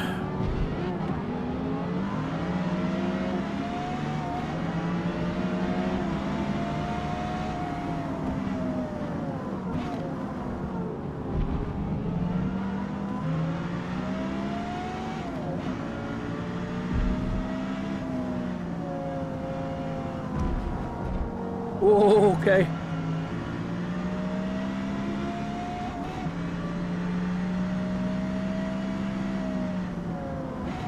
It's reliable.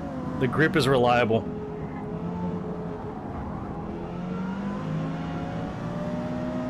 That corner, though, I still need to be cautious with the throttle.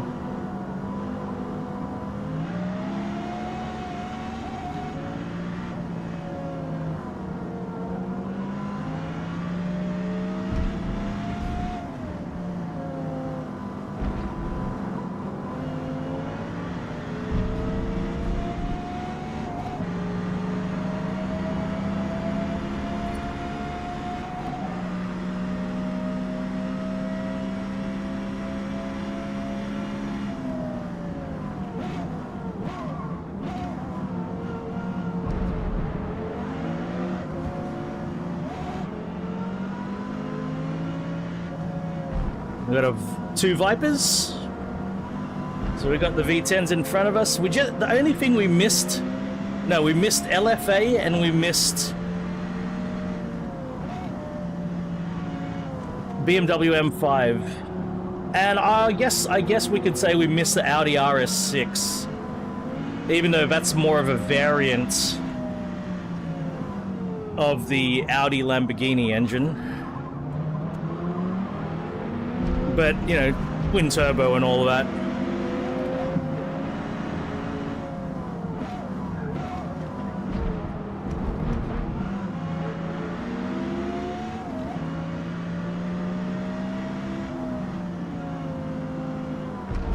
Oh. Hey, Chris, have a good night. Thank you for hanging out today, Chris. Hope you have a great weekend, champ. I don't think we're going to quite get this last Viper, but holding on a second would be nice.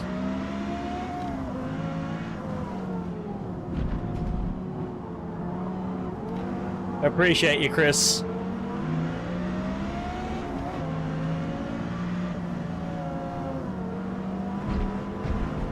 Yeah, P2 pretty happy with, especially since, struggled with, in race 1.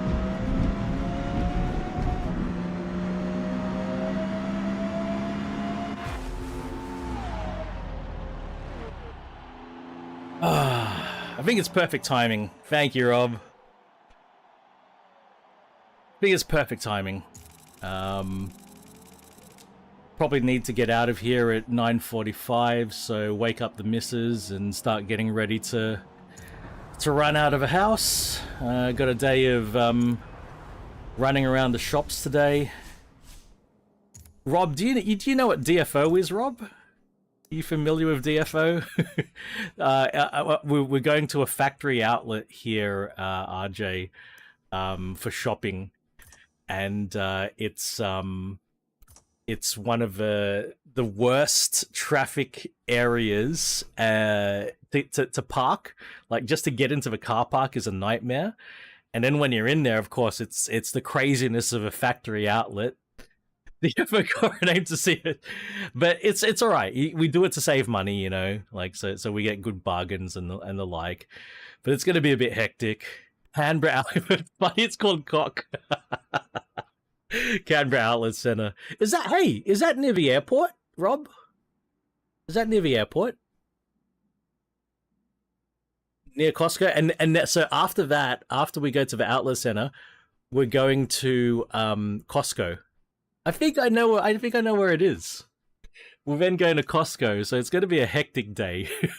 But yeah, you save money, get good prices. But guys, thank you so much. Very interesting conversations. I don't mind getting enthusiastic and passionate about what I talk about and what I believe in. Cowie as well, if you're still there, thank you for your your honesty and for sharing the way you felt and for your passion as well. I do enjoy passionate conversations.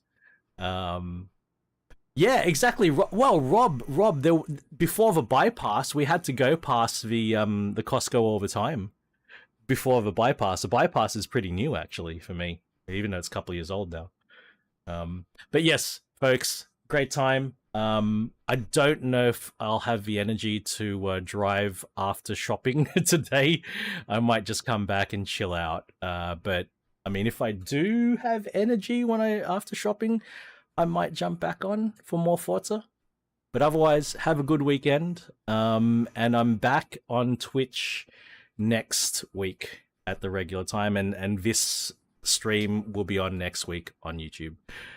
Until then, have a great weekend. Have a great week. Bye for now, folks. Thank you.